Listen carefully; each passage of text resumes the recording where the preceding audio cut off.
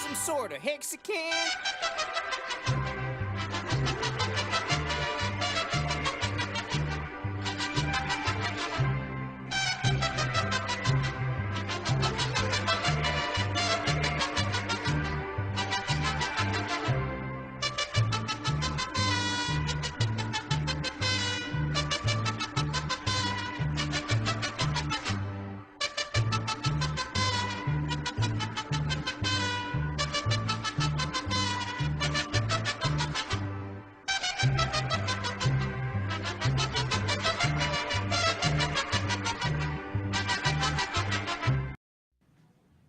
Welcome, oh my God, to the worst damn crypto show, period. Yo, I'm your host, Romanian Dan.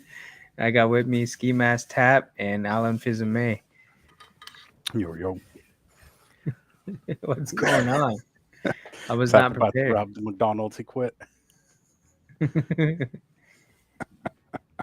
think you're muted, Tap. Sorry, I was muted. What's up, everyone? I see you changed your well, I guess your job status. What are you doing these days, man? What's going on? I'm chilling right now. I've been applying to jobs, going on interviews. I've been declining a lot of jobs because they ain't trying to pay too much, but I've been chilling, enjoying my free time, taking my girl out on a lot of dates, been out to a couple parties. If you see my Twitter, been to a homecoming and like someone's 30th birthday party. And I got my girlfriend's party coming up. My girlfriend's birthday is coming up this week too. So I've been enjoying life, having a good old time. I'm chilling over here. That's awesome, man. Happy birthday to your lady. Thank you. Yeah, happy Appreciate birthday. it. Appreciate it. Nice. So what's up? What you been up to, Alan? Me? Just living life, bro. Took care of my kid what was it, the week before I couldn't join you guys. She got a little sick, got strep throat. All good. After that, just chilling. Market's tanking. Sticking it back seat, watching it all burn down. Got one property left to sell, can't sell it. It's a nightmare. But, still got crypto. Got all my stakes in. Picked up some, do you guys do the BNB pot? I wish I did, but I did not. Yeah, so do I. I bought it at like $5 when it. Oh, you bought it? Man, they were talking about it in the spaces, and I just didn't get into it. Oh yeah, it was $5 when they were talking about it, actually. Yeah, I've been unlocking some BSC wallets I had from my SafeMoon days, and I keep finding the seed phrases. Like I put them away in different places in my house. It's like, oh yeah, this one, oh 5BNB, awesome. Some shitcoin that's on there. That was a rug pull. Damn, you got wallets like that, nice. Yeah, they're just everywhere, scattered. So I popped in. I was like, let me grab some, and I only got I got 41 BNBPs. Yeah, 41 of them. I got them for like $5. The thing skyrocketed. Like it's up. Yeah, it's up. Yep. $26 right now. 26. Oof. Last time I saw it was 17. Yeah. Yeah, I mean it's nice if you swap for it. I think they're gonna go on different chains, right? They're gonna bring it out on multiple chains. I think 5 or so. So yeah, it's super dope. Yes. Wish I got in. Yep. Yeah, I know. I think sacrifice people got 10 to 1, like $10 to $1 or something like that. That's an insane. They weren't even gonna drop it on BNB. Sorry to interrupt, but yeah, because PulseChain didn't launch, they're like, let's just drop it on there, and yeah, people made hella cash. Yeah, no, it's cool. I mean, I just threw like money that I wasn't gonna touch anyway, so I was like, here you go, I've had it. The rest went to switch that up for some wrap BNB.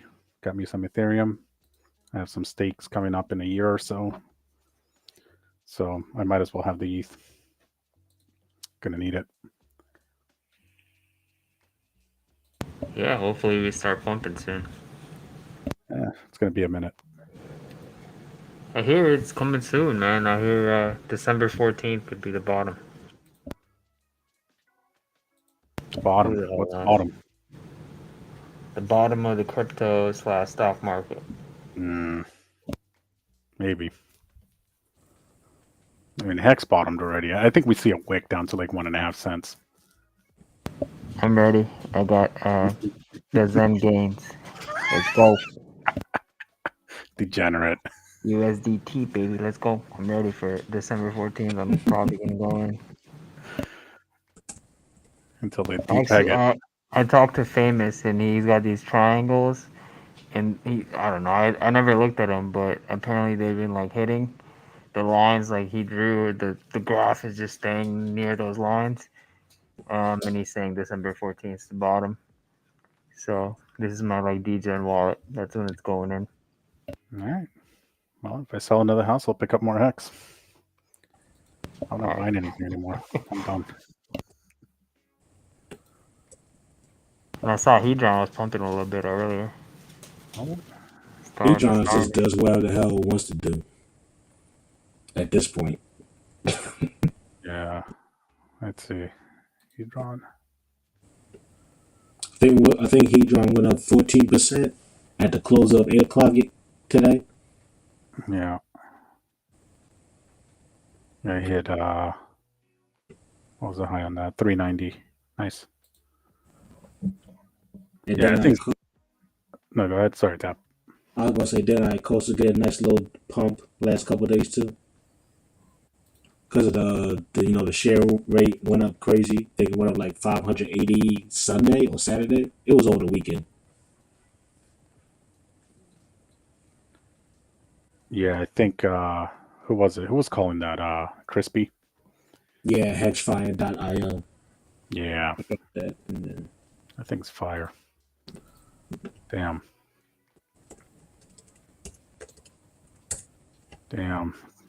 there you go. Yeah, Pulse needs to launch. Yeah, I've been looking at those charts he put up for months now. Already making sure I had my stake set up. Any extra money I had. Actually, because of those charts, I remember that weight token. Y'all remember that? Mm-hmm. Yep. I just remembered I had it like a few weeks ago. Totally forgot about it. And it was a nice little chunk of money there. So I just claimed that and just straight up did a whole 5555 stake on that. Nice. And I'm glad I did it when I did now, seeing that. Because, it was saying that, that share rate was supposed to jump up like pretty soon. I'm like, you know what? Let me just go ahead and take care of this before something crazy does happen. And I was looking on the, I forget the website you can check to see what all the stakes in. I'm gonna look it up. But you see all the stakes in. You see like around this time we had a whole bunch of big stakes ending. Hex Daily Stats. There you go. No, not Hex Daily Stats. Hex.vision. Hex.vision. You know what I'm talking about, Alan? Yep. Yeah. And so it's literally the bar graph of when all the stakes, like how many hex is supposed to come out. So yeah, you do your own research. You check your sources. I saw what I saw, and I was like, you know what? Time to make a stake. And everything worked out. Nice. Yeah, I already did all my 555s for this year. I'm doing some crazy shit over on these side chains right now. I'm just doing rolling stakes of like 2 or 3 million hex at a time, like 5 days in a row. I'm getting like 100 t-shirts at a pop, like just rotating. So every day I get to end a stake and like push it further. Oh, I get it. You playing the T-share game on the other chains because I get it. You might as well since everything's so cheap over there. No, it was all free. That was great. It was awesome. I'm on the POW swap. It's nice. Yeah, they got staking on there. They got some farms. It came out? The staking? Yeah, the single side staking. Yeah, it's on. Oh shit, I missed that. Yep. When did it come out? Like 3 days ago. But... Oh, okay. Yeah. Yeah, I was gone for the weekend, but I came back, got more hex with my POW gains. I'm probably looking to cash out over there soon. Not cash out, but like start taking some. I don't even know if I'm up or down, but take some money out of there. We'll see. Yeah, I'm just letting that shit ride. No, I'm letting it ride. I'm just taking out whatever I make extra with the POW swap, you know. I feel you. Yeah, But yeah, it's, the it's single not a set lot. staking. It's not a lot. Yeah. No, Yeah, I I mean, haven't single side. I just with the regular V2 and earning the POW token. I feel you. I And then you just do swap the that farming. back to ETH, W, or Hex and just cash it out. I haven't cashed out yet, but that was my plan. But yeah. And then on ETH Fair, I don't know what I'm doing on there. I still got my Hex on there, but yeah. And nobody knows what they're doing over there. I'm gonna say this for ETH Fair, I'm letting that one ride out. Like whatever copies that I got over there, I'm just letting that do whatever it does over there for now. Me personally, I don't have too much, stamps on it yet for me, put my fiat into it. Get, like ETH W, you got the grayscale folks, you got the centralized exchanges, Kraken. Kraken is really cool with ETH W. So for that, I've been having more fun over there, but not like going crazy. But definitely taking advantage of some opportunities. But as far as ETH F, yeah, I'm going to chill out on that for a little bit. Yeah, those are all just funny gains because, yeah, it was just insane. Like day one, I just dove right into it. I was like, I don't care. I moved everything out of my wallets. I was like, because I had my my main sacrifice wallet where I have most of my stakes. I was like, just send everything over, all my copies. I was like, get it out of that wallet, and I think I ended up with like 100 ETH Fair, at the beginning, something like that. I swapped everything to that, and just bought the living crap out of Hex and HEDRON. And I think if I cash out, it's probably something like 800 ETH Fair right now. But it's only worth $1, I think. Not worth much.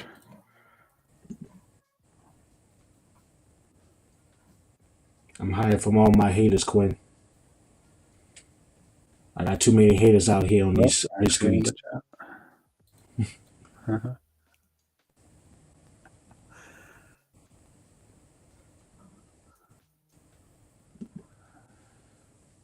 So what do you guys want to talk about today? I don't know. I had some topics I wrote down.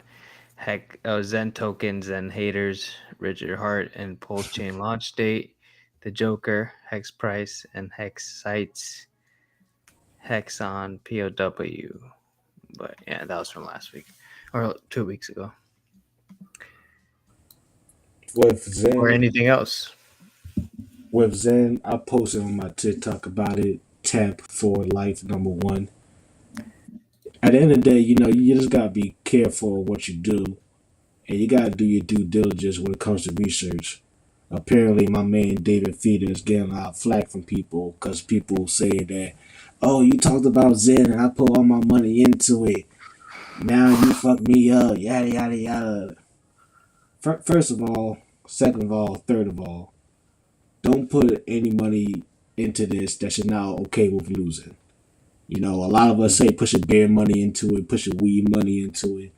Don't take a second mortgage out your freaking house into a crypto that just dropped from whoever, and you going off the word of someone else on the freaking internet, and not even at the very least looking at the goddamn white paper, not even knowing to look at the white paper. So as far as Zen, I just want to remind people again: do your own research and stop and take a stance for what you do. It's only you who could press that buy button. It's only you who could press that sell button. David Feeder can't press it for you. Tap can't hit it for you. Richard Hart can't hit it for you. Do your own due diligence and be responsible for your finances. Yep. That's the problem with people, though, right? Always looking for someone to blame. And it's so weird to me. It's just so weird to me as a young man who makes his own decisions. when I bought Dogecoin and I basically learned that Dogecoin was shit, I was pissed off. I was mad. Well, who got me mad at? Myself. I bought it. I didn't Yep. sell it because I was always at a loss. I was like, all right, ain't no point in selling it. I might as well just see what the hell's going on and learn more. And eventually I found Richard Hart and Hex. I was like, all right, let me just bring this over here, learn from my mistake, and just grow from it. But now people just can't take financial responsibility. I don't know. It's weird. Yeah. Yeah, people are looking for people to blame. Nobody takes responsibility for their actions anymore. Like their research, quote unquote. Oh, I did my research. I was watching like a 5-minute video of someone shilling something, and like that's it. And that's all they heard was price go up. That's it. They're wrecked. Yeah, nobody's actually. All the numbers are down on social media. If you look across the board, all the influencers. Yeah, nobody's been paying attention to crypto anymore. Once everything starts pumping, you'll see everyone on everyone's streams. The numbers will go up for sure. Yeah, it's been a while, man. Everyone's been down, just waiting. Ain't nothing you can do but wait. You might as well just go outside, enjoy life, figure out stuff to do, figure out people to do stuff with, socialize. Figure out something in your life. Be productive. Learn a skill. Learn a trade. You know, do something. Something to value too. Just learn more about crypto too. You could study more. And not just about crypto. Learn more about life. You know, try to be healthier. Try to get some mental in order. You know, it ain't gonna mean much if you got 1000x gains, but you still got a fucked up mental space. Shit, you're gonna lose it the next day. That's it. Yeah, I What's took this going on entire with that memory. PFP? That's Don Neto, bro, from Narcos. Oh, never seen Narcos. What? Nope, not yet. One day, I'll binge watch it on Netflix. Get on it. It's basically free. That's. I have Netflix. Yeah, that's a killer show. You start with Narcos in Colombia, but the Mexico one is insane. Yeah, the Mexico one is crazy. You've seen it, Tap? I literally recently just watched Breaking Bad. I didn't even finish it. God damn, that's right. You gotta catch up on a lot of shit. I think I watched all 3 seasons of Narcos, and I only saw the first season of Narcos Mexico. I think I only saw the first season. Yeah, Narcos is dope. The one in Mexico is insane because it gets closer to like the 70s and 80s. It starts hitting home. Started to realize how much crap we did to facilitate that. So much. Yeah. So the Still PFP going that on I today, had man. Come on. Oh yeah. The PFP. Yeah, I'll give you a little spoiler. The PFP that I have on there, that's of one of the drug lords. That's him he's high on PCP, smoking a crack, and you got the federales from Mexico, the national and army coming after him, like with helicopters and everything, and they're shooting everybody around him with like AKs and everything, and he's got his headphones on. They just come in and arrest him. That's the blood from everybody around him just getting shot. Okay. It's some crazy shit. Some crazy shit that happened. Yep. Shit happened. I was actually talking to someone this weekend about Pablo Escobar, how he used to have to hide his money in barrels in the ground. It's a liability. It's too much cash. He had like warehouses. The rats would eat the cash. Man, they forgot where they put the barrels. And as years went on, there was farmers who was just farming. They would find barrels with like $3 million in American money. Like people was finding them all the way up to the 90s. I think the latest was like in 05, 06. Was like the last barrel that's found. I think they estimated, I can't say how many numbers, but it's still like at least I'm gonna say it's at least 20 million out there in the ground somewhere. Yeah, and the money was rotting. It was So I don't legit like know if rotting. yeah, I don't know if you can use it. I don't know how much of it you can use, but Yeah, probably none of it. but now he had a real issue. One time, Pablo Escobar, his family, they was trapped in some home because they ran away from the cops or the rival cartel. I can't remember who, and they were stuck in some random hut, no electricity, no heating. So he took, I think it was like 700,000 American dollars and just burned them for heat for his family, because it was his wife, his son, and his daughter, and he burned like $700,000 just to keep the family warm.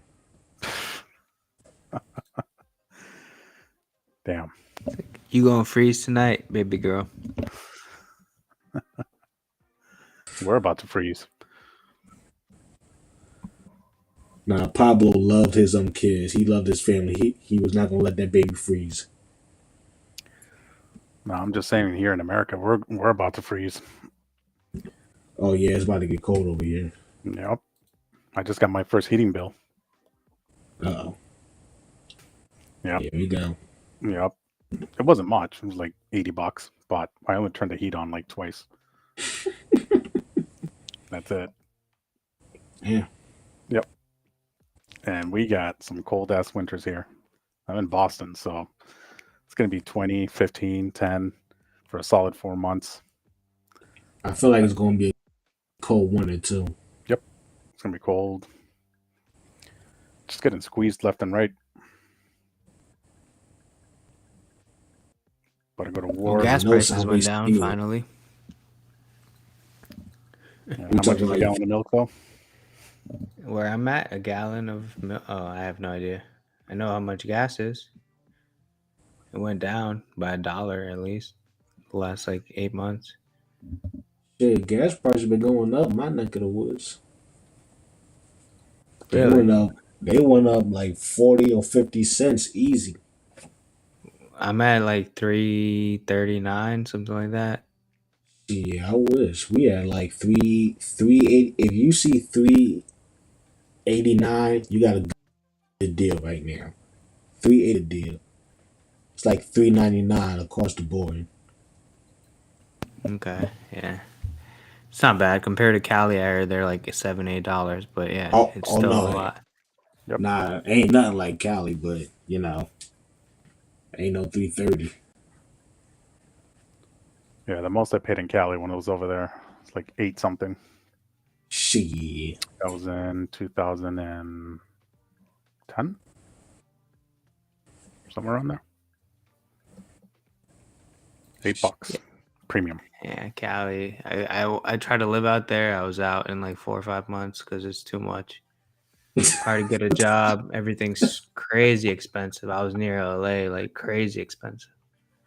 Oh yeah, you got. Oh yeah, it's expensive over there. I Damn. didn't, yeah, I was in San Francisco for 21 years, Oh, yeah, and okay. yeah, that was I saw the change. I mean, that was insane. They got good restaurants over there though, right? Yeah, pay an arm and a leg. Yeah, Yeah. yep. Because when I moved to the East Coast, I mean, I was happy. I was like, oh, dinner for two is only like $60, $70. That's awesome. And I had a drink, and that included tip. Like, great. I mean, True. you were spending a solid 100, 130 just on like a decent, like mid range, like restaurant. Damn. Hmm.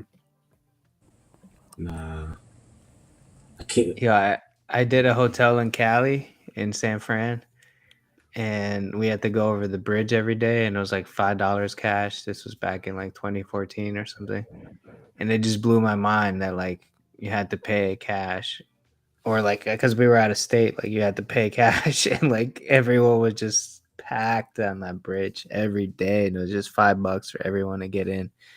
I was just like, Jesus, they're banking, man. Damn, that Yeah, was it's 2014. yeah, it was fun though. I mean, there was I don't know. I mean, I enjoyed it because I smoked weed. There was bums on the street just selling weed. at the McDonald's. I like dropped my dad at the airport, and like he flew back to Florida, dropped him off at like 6 a.m. Like I just went to downtown San Fran and woke up some bums to sell me some weed. Bought like a quarter, went back home or back to the hotel. But yeah, it was fun. It was a good time. It's different experience, man. Sounds Wild like a out different there. experience. Okay. At least it was. I'm sure it still is. It's still wild out there, probably. It's probably The more wild hippies, out there yeah. with all the crazy Hippies, energy. bombs, yeah.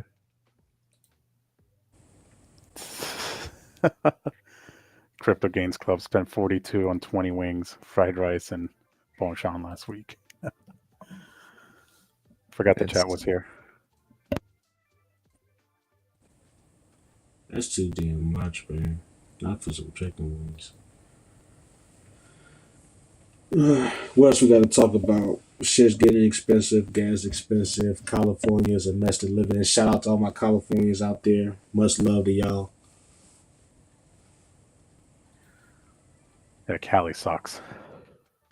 Yeah, I don't get why people live out there, really. It's Unless you're cool like to in the visit, mountains. not to live in. Or San Diego is nice. LA, I don't get it. San Fran, kind of get it if you're a stoner, or if you got money, but Bro, I wouldn't do it just because of the hills alone. I'm too lazy. Just off of the hills alone. I couldn't do it. yeah, the hills are crazy. But it's not everywhere. I mean, there's plenty of public transit get you around. Which is very cool for that. I give them a shout out for that. But still, I know like to get to your major shit, I feel like you gotta get to the hills. And I'm not gonna feel like doing that every day. Yeah, no. I mean, some people do. Shout out to them. Yeah, no, they public transit's pretty dope. I mean, for the most part, people complain about it there, but it really wasn't that bad. You can get anywhere in the city. There was always like a bus route somewhere. You weren't going to get stuck, and they ran pretty late, like 1, 2 o'clock in the morning. Oh wow. Really? Yeah, they ran late. For sure. Okay. Yeah, it wasn't bad. I mean, I used to work in hotels, so I used to have that swing shift 3 to 11. Go to the bar, get like 2, 3 drinks, 12:30, 1 o'clock, like still catch like the train home or like a bus home. Damn. Yep. Okay. Yeah. What's that? But you're taking a chance. I got mugged once because it's just gonna happen to you if you live there long enough. I was like an early morning shift. Like I had to start at 6. The train wasn't on yet, and I'm just walking by this park called Dolores Park. And some dude just like in a hoodie came up to me, pulled out a knife. I was like, here you go. Take my money, dude. That's it. I used to work as a bellman for a minute. So I used to carry cash on me all the time. It's just bound to happen. Fair enough. wow. Haven't been robbed yet. 222. It's not a fun experience. I'm sure it's Yeah, not. I bet it ain't. Shit. yeah, they'll just stab you. Early in the morning too, They'll just stab you. before clocking in, you get robbed. What type of shit is that? No, you get stabbed for like no reason. Like it's bad now. Like right before I left, I mean, it was bad. It was just homeless people everywhere. Like everything you hear in the news, that's exactly what's happening. Like you literally see homeless people taking a dump in the middle of the street, broad daylight, downtown. Like no problem, smoking crack, doing this, like shooting up. Like they don't care. It literally smells like piss. Like if you go downtown, every morning they got those guys like power washing the streets from overnight. Every day. I ain't gonna lie. I'll be seeing some random Twitter videos of San Francisco in the middle of the day. It be looking like Grand Theft Auto 5 online sometimes. No, because it was legit some homeless dude in the middle of a busy intersection taking a piss. Somehow this fire truck was crashed along the McDonald's pole. Yep. You had 2 crackheads on the other side of the street arguing back and forth. And you had a cop arrested somebody on the other side of the street. Yep. I'm like, this is a video game. Like, this can't be real life. Yeah. I got a lot of stories. I used to work in a hotel right there on 4th and Market Street near Union Square. And one of the funniest ones was this homeless lady that used to swing by all the time. And we kept telling her, you can't be here, you can't be here. It's the hotel entrance. And out of spite, she just like looked at us, squeezed one out as she was standing and shook it off her leg, like threw it like onto the entrance of the hotel. Like, no problem. 5 p.m. Like on a Thursday. Like, just whatever. That's like for real. For real. Yo. Is this a Wendy's slushy, chocolate slushy? That's what you're talking about? Yo. Nah, she just like looked at us like a baby, just like squeezed it out, and she's like, Like down her she had pants, done that before. Oh, of course. Yeah, yeah. Okay. She said she flung it. That means she threw Yeah, it like she with shook her precision. leg. She like shook her leg and like, like directed it at us, like to hit us with it. I was like, why? And we just called the houseman from the hotel, like, hey, bring the hose. Whatever. That's what I got away from. Bring the hose. Yeah, Was it her again? That's right. Yeah. That's what I got away from. It's Thursday. Yep, it is Thursday. Yep, it's about that time.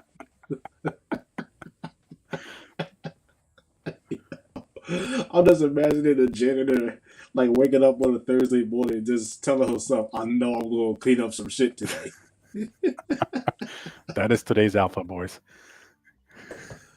Get ready to clean up some shit when you wake up in the morning. Whatever it takes. That's it. Dan, what do you got on the crypto side, bro? I feel like we're not doing this right. Let's see. I mean, I have, like I Oh, said, keep this up. I want to hear more San Francisco stories. What you got, Dan? I'll give you guys another one after Dan gives us related shit. you guys saw the Richard Hart stream with Ivan What's on up? Tech. Yeah, I watched that. I mean, what do you guys think about how he didn't advertise it? Richard didn't advertise it before. They were talking about it in Spaces. A lot of people felt let down by Richard. You know What? Yes, my God. People are some whiny ass bitches.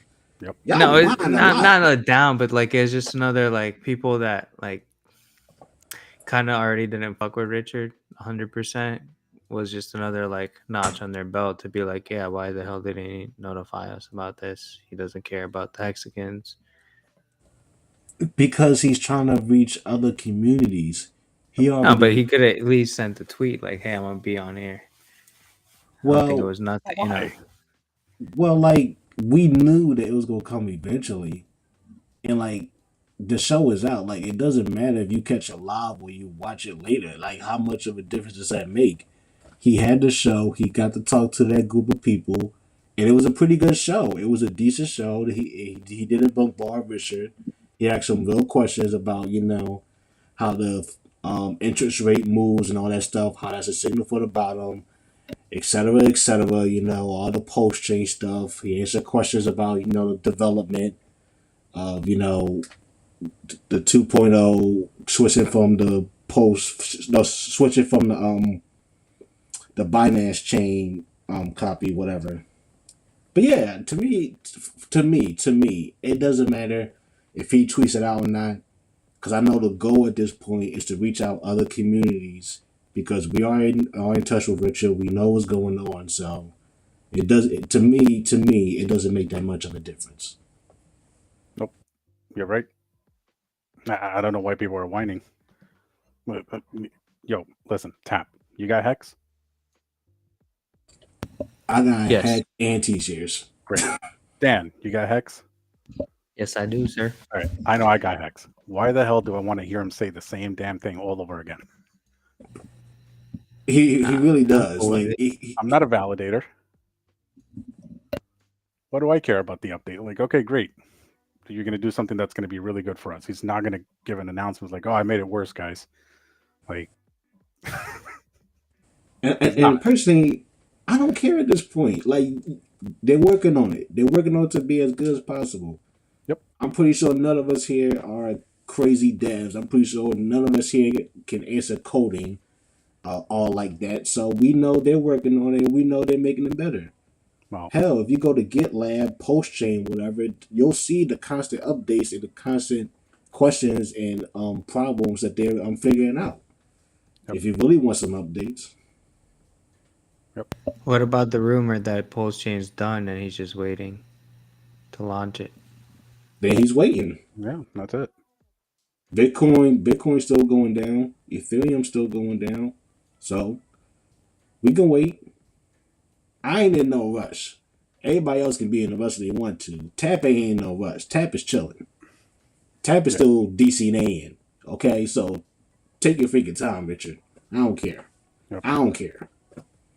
Yeah, I you know, what was it? 7 months, January. Whenever sometime December, January, I went onto the X Telegram group. I don't know why I did that. I was listening to the voice chat, and I hopped on the mic, and people were just like bitching and moaning, this and that, and like another sacrifice. It was right when PulseX sacrifice was about to happen, and people were like, "Oh, the price is going down, this and that," and those are the same people crying that the price was too high for them to like buy. And I mean, I just went up. I couldn't handle it. I'm like, you guys are immature. I was like, I joined like Hex like back in March of last year, and I got in like at 3 cents. Whatever thing rode up, everything was staked. I couldn't touch anything. I was like, whatever, this is awesome. It's just gonna go up into the right, and then shit started going down. I'm like, all right, cool. Well, I can't like sell it. It's all there. Like, I guess I'm just gonna pick up some more.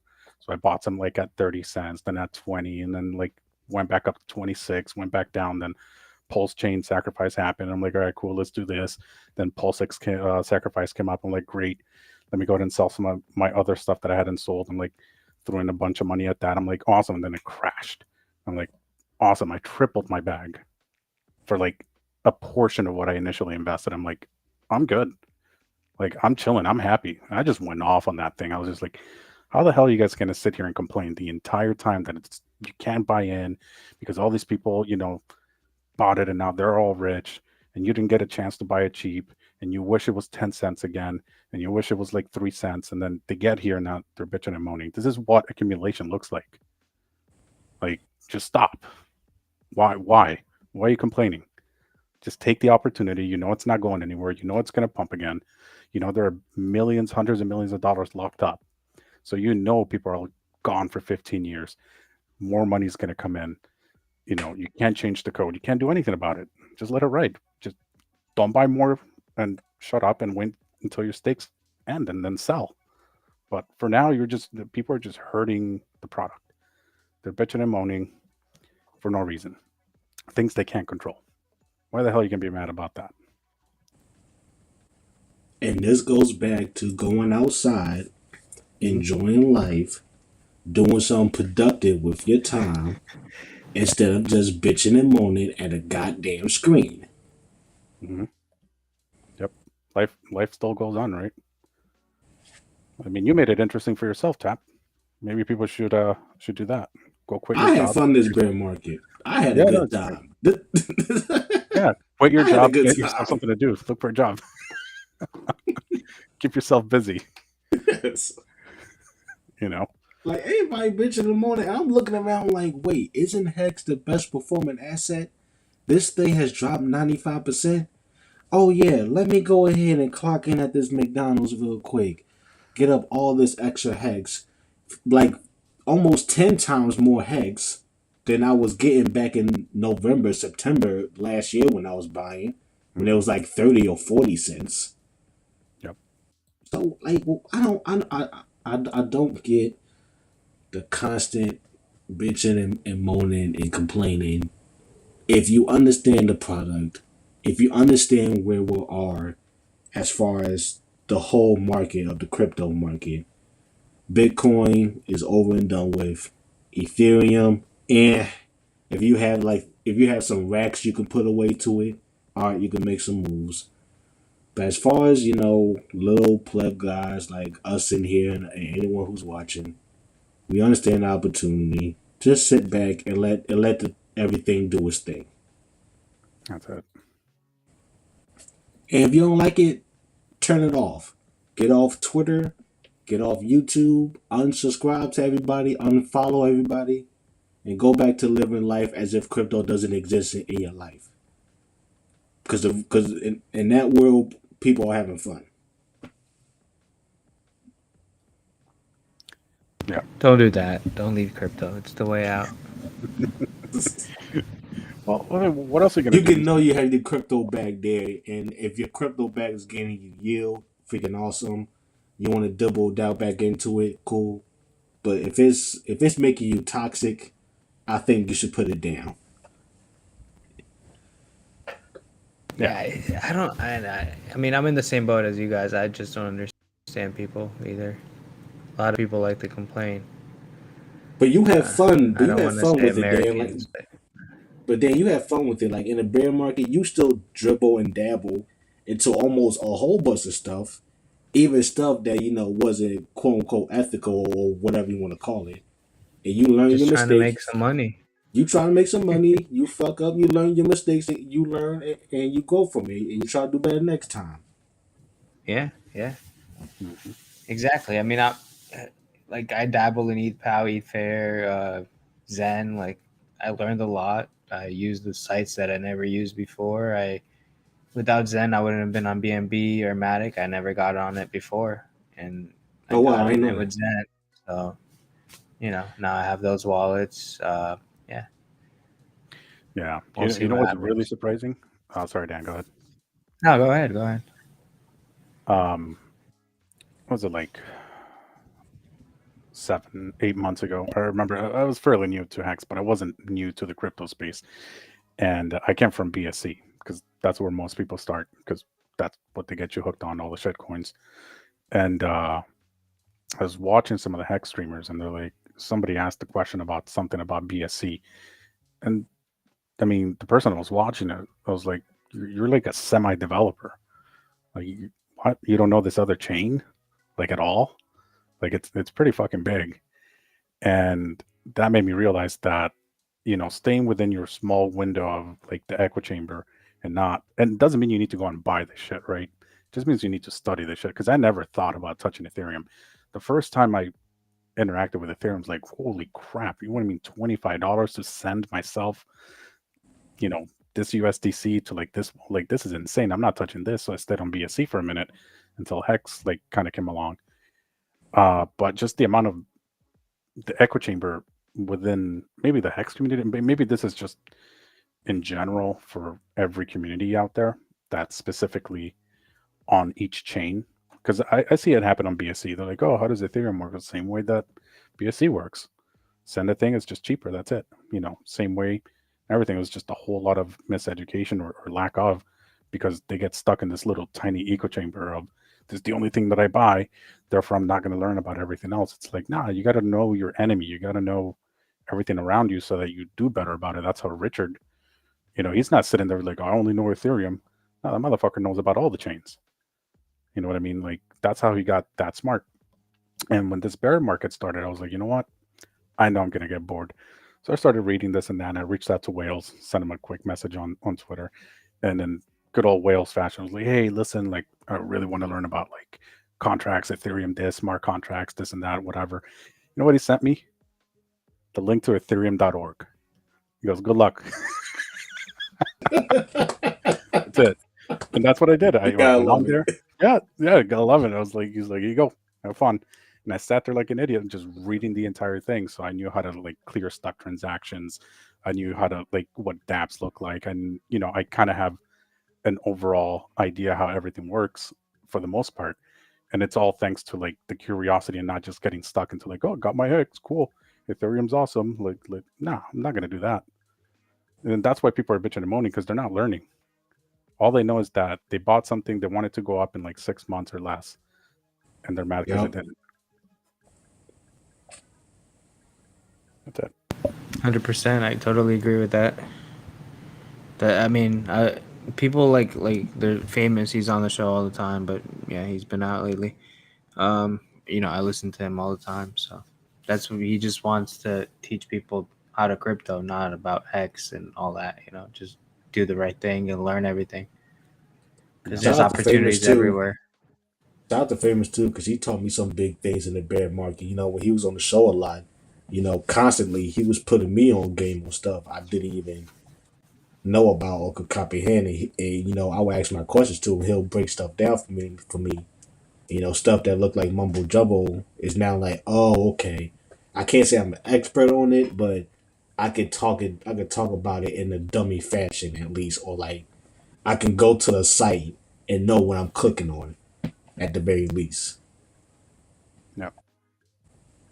Yeah. And Bob Guy says, how long until people get mad about the millions of hex on ETH we're buying now? It's either, it's either that or the network fails and goes to zero. You're right.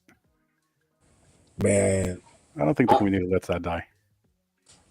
I get people like for me, for my EW play, I've been accumulating the T-shirts over there because it's like crazy for me. I know how the T-shirt game is. Shout out to Kareem. Shout out to the Dream account. But I'm seeing that over there, and that's one of the things I'm playing with. That's one of my main goals. Yeah. Yeah. That's good, man. I try not to watch Kareem too much. I'm gonna go bankrupt with that guy. He's like FOMO in a bottle. Dude. He's intense. You gotta He's love him. a great salesman. But you're trying to get T-shares. Sorry, Tap. You're trying to get T-shares on these other ones. See, my strategy is completely different. For EW specifically, yes. Yeah, really. Okay. Yeah, Yeah, that's my thing. That's my thing. I'm thinking like it's just I want to be safe, so maybe just be around in the next bull market. Hopefully, it lasts till then. I feel But you. I yeah, feel you. I feel you. But so when I'm I not said, like I haven't even staked anything on there. Initially, I staked like short term, but I never. I nah, mean, I'm keeping all my stuff but that I already had, my T-shirts and all that are going to Mhm. expire. I'll just keep it on there. But anything new I invested, I didn't do anything long term. Nah, I actually, for me personally, I made some long term stakes. And I understand, risk versus reward. Is this thing going to be out in the next 10, 15, 5 years? I'm kind of betting that it is going to be. I'm not saying it's going to be popping like regular Ethereum right now, but it's still going to be lingering out there. And, I think, maybe it would be cool if I could, what's what I'm looking for? Cash out on the stake on a different chain and kind of let my main stake on a regular Ethereum, keep on running for me.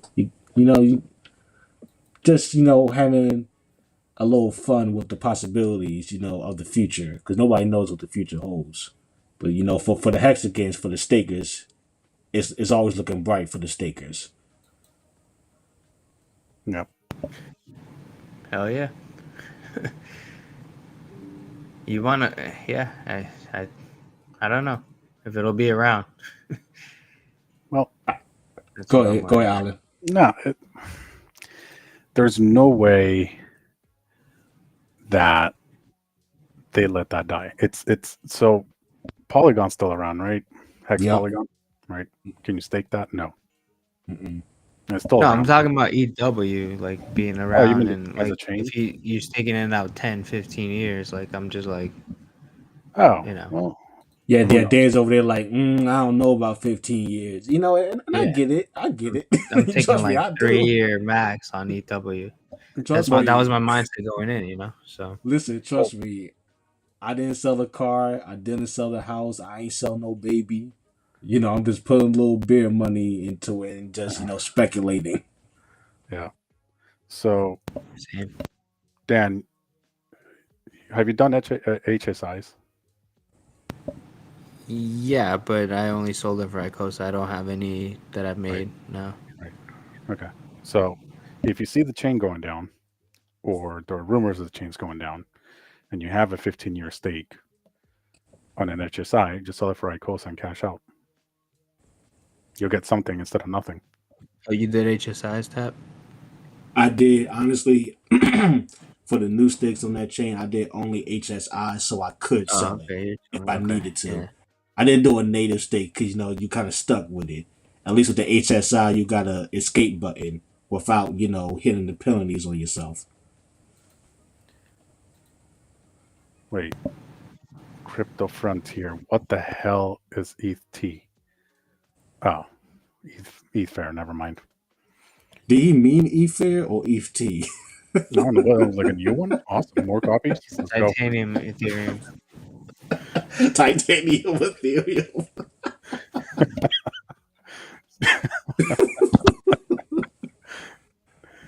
Once in a month. Oh, Bob, I'm not saying I'm gonna cash out right now. I'm saying, like, say 8 years from now, for whatever reason, whatever imaginary horrible, ETH W is about to go down.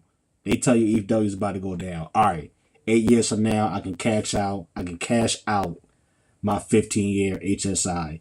If that happens, if I want that to happen, if I decide to do that, I have the option to do that. Mm-hmm.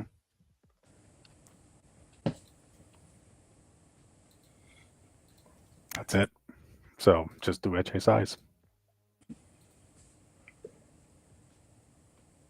That's the safer, that's a safer move for me because I still know it's still a risk. It's a brand new chain. Chain ain't even 2 months yet. Chain ain't even, the chain ain't even freaking 2 months. So Does it make more sense? Like, let's say you're a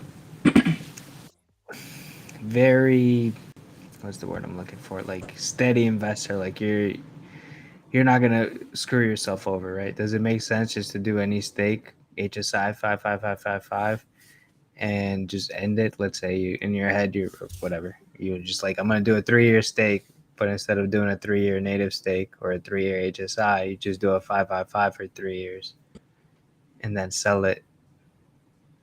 why not? Well, you can't do a 555, but yeah, you know what I No, mean.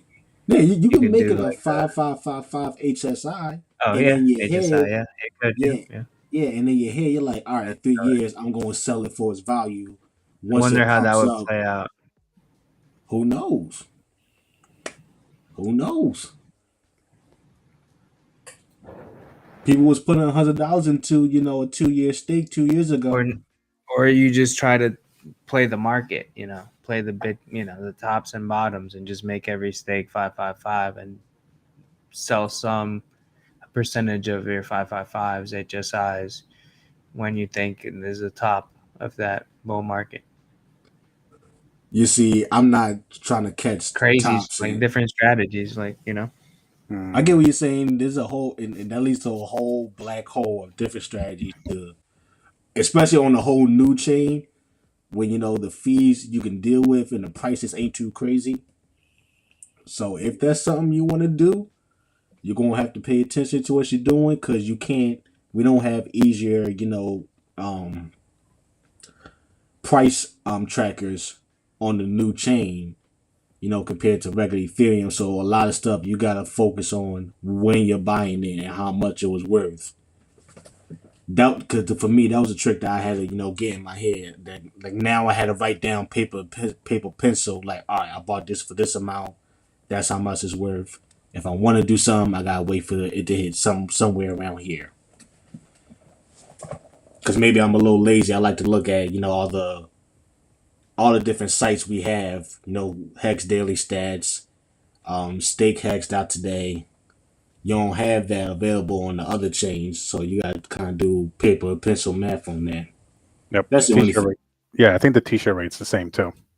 So I'm looking at T-shirt rate 24,397. I believe that's where we're at right now. On ETH W? On both. Let me check. Yeah, that's ETH W. ETH Fair. It's off by like 2 hex. 24,359.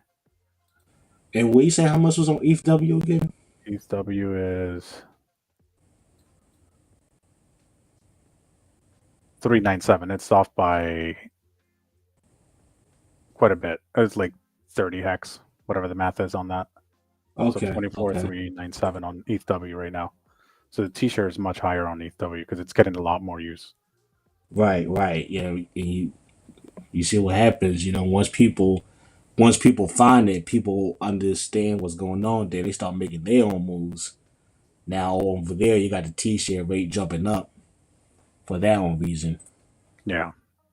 And I already planning my moves when I planted my moves. So at this point, I'm feeling comfortable. Yeah. I'm not messing with them. I'm literally doing 10 So I'm doing rolling stakes on both. So I grabbed my millions, divvied it up into 5 different stakes. So I unstake every single day, maintain the same t-shirt rate. Once I see the t-shirt rate drop, I extend it an extra day or two until I catch up to the original t-shirt rate I started with for every single one. That way I'm getting the same amount of hex every single time.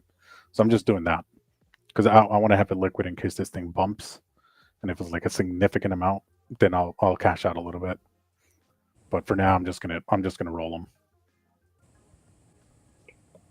Understood. Yeah, yeah. This new chains, I'm not doing anything too crazy. I'm just doing the things I wish I could do on mainnet.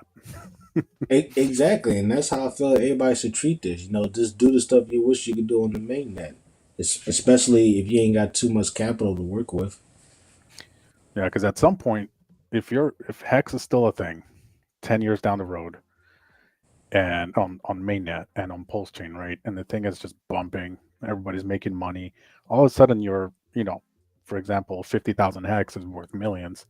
Now you can do the same thing. You can do 6 month stake and you're getting paid off 50, 70 grand, for Mhm. half the year.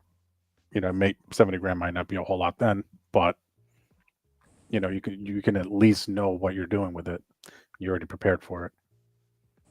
Yo, bullish in the house, maybe.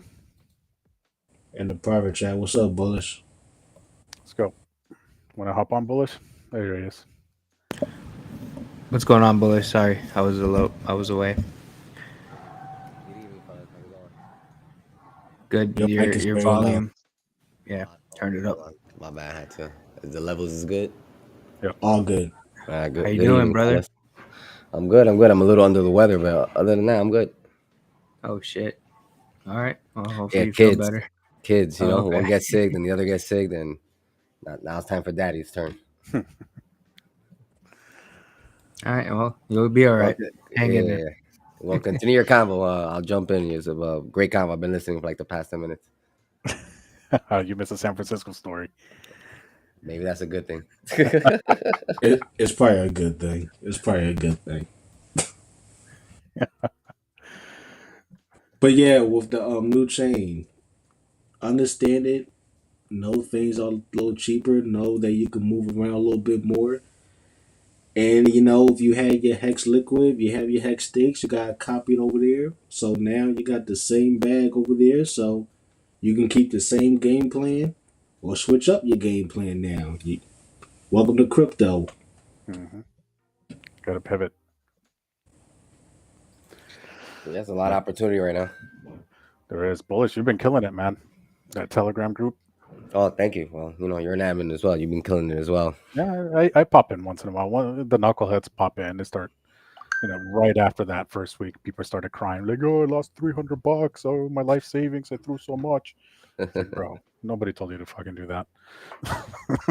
Yeah, Like right legit, now. there's like disclaimers everywhere. Like, don't throw in real money. Throw in real money. Okay. Yeah, it's Do funny. the exact opposite. It's funny that like the messages we see sometimes. I think the other day someone came in and they were saying that they bought like a decent sized bag on like ETH, and then they was like they've been dumping on my heads and like complaining and stuff. Like that. It was like, dude, who told you to put all this money into it? You're supposed to like DCA slowly and like find the deals, buy the dips. Yeah, people are idiots. I mean, at the end of the day, I mean, look how many warnings Richard Hart gives everybody. Don't do this, don't do that, blah blah blah, and they're still bitching and moaning. It doesn't matter. It doesn't matter how much you tell them. Yeah, I've been straight just accumulating, and similar to you, like I have like rolling hex stakes and just accumulating that way. Yep, yep, yeah. Because I'm not gonna throw any more money in it. I threw out, what was it, like $150. I was like, screw it. Here you go. Have fun. I needed some ETH. Made some money on that. Made some plays. Made some moves. Everything's good. I did take my profit out. I'm like, out you go. So I'm Yeah, good. same thing. I'm even. Like everything else is just hanging out. Yeah, I put more into ETH, and then I took profits from there, and then I moved it over to like ETH to balance it out. So like now I'm pretty much balanced, and now I'm just literally just accumulating. Yeah. And you know what? I'll make a real quick point. And I think a lot of the big shots, like you got Funding Jim, dollar, what was it, dollar cost crypto, DCC. I forget his name. I can never get it right. You got it And, right. yeah. And it's like people coming in to hacks, right? They throw in whatever they throw in. It's a small bag relative to all these whales in the millions. And they're like, "Well, you guys have all these other stuff that you make money on." It's like, bro, yeah, but they got their shit straight. You know what I mean? They can take that risk. There are levels to the whole thing. And if people can't figure out how to do it properly now, when it's free and it's cheap to do it, they're going to wreck themselves in the future. And this is a great learning experience for all Mm-hmm. people. They're letting it waste, because when the real money comes through and you have, $5-6 million in gains, we're like, oh, now I can start, taking dabbling in this and dabbling in that, and I'm a whale here, and then you get burned and you get rug pulled, and this happens. You didn't pay attention to what it was. The contract sucks or whatever. You're gonna lose all your money real quick. It's such a great learning experience. You can be a whale, on paper, here with like millions of hex, billions of hedron, a bunch of USDC until your heart contents, and people are just letting all this opportunity go to waste because they're too scared. They make bad moves and throw real money in, and then they get all sour and bitter, and they start blaming somebody else because, like Tap said earlier, they can't seem to take responsibility for their own actions. It's like, when did you? These are all grown adults, and these aren't like babies like Tap. Tap's like what? What are you, 18? Like they're not 18. I'm 26, but thank you. All right, whatever, bro. I don't know, it's the mask. But like, what? They're not young people. These are like 30 to like 50-year-olds, like just bitching and moaning, and they're just angry and bitter, and they're like, oh, taking Y'all got advice. kids, man. Y'all got kids, and y'all making these moves. I do not get that. What moves? Y'all got human beings to take care of, and y'all taking out second mortgage and a freaking crypto that just released like less than 2 weeks ago Yeah. by someone who has no prior experience in the crypto land.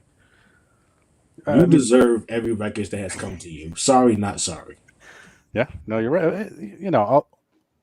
I'll extend an olive branch to those people. You Yeah, made me too. mistakes, I man. have empathy for those people. They don't know any better. Yeah, they don't know any better. They made bad. Obviously, if you're 50, 55, some shit happened to you before. You know what I mean? Things that you probably don't have control over, but you still made bad decisions along with that bad luck. And you got people here telling you, hey, don't do that, and they still do it. So yeah, you're right, Tap. Maybe to some degree, fuck them. But I can't bang on them because they're just not they're not smart. I don't know what it is. It's just they turn into babies. Like immediately, you go on those Twitter spaces, you think you're talking to like teenagers, and teenagers nowadays don't even behave like that. Yeah, like some of like, I get it. Like everyone, has, the right to their opinion and stuff like that. But like some of the behavior I saw, I was just like, all right, this is like a little overboard. Like, you can state your opinion, but it's just like some of it was just like toxic. Yeah, yeah. The way I see it is, people are arguing over a line of code that doesn't really exist. Digital code, and they're getting mad. They're going to sleep mad because they made the wrong move. Their research was watching a video, probably this one. Yeah, probably this one. 'Cause, Yo, they were watching this one and they're mega wrecked. You know what I You know mean? what? And to Tap's point, if they watch this video, they deserve to get wrecked.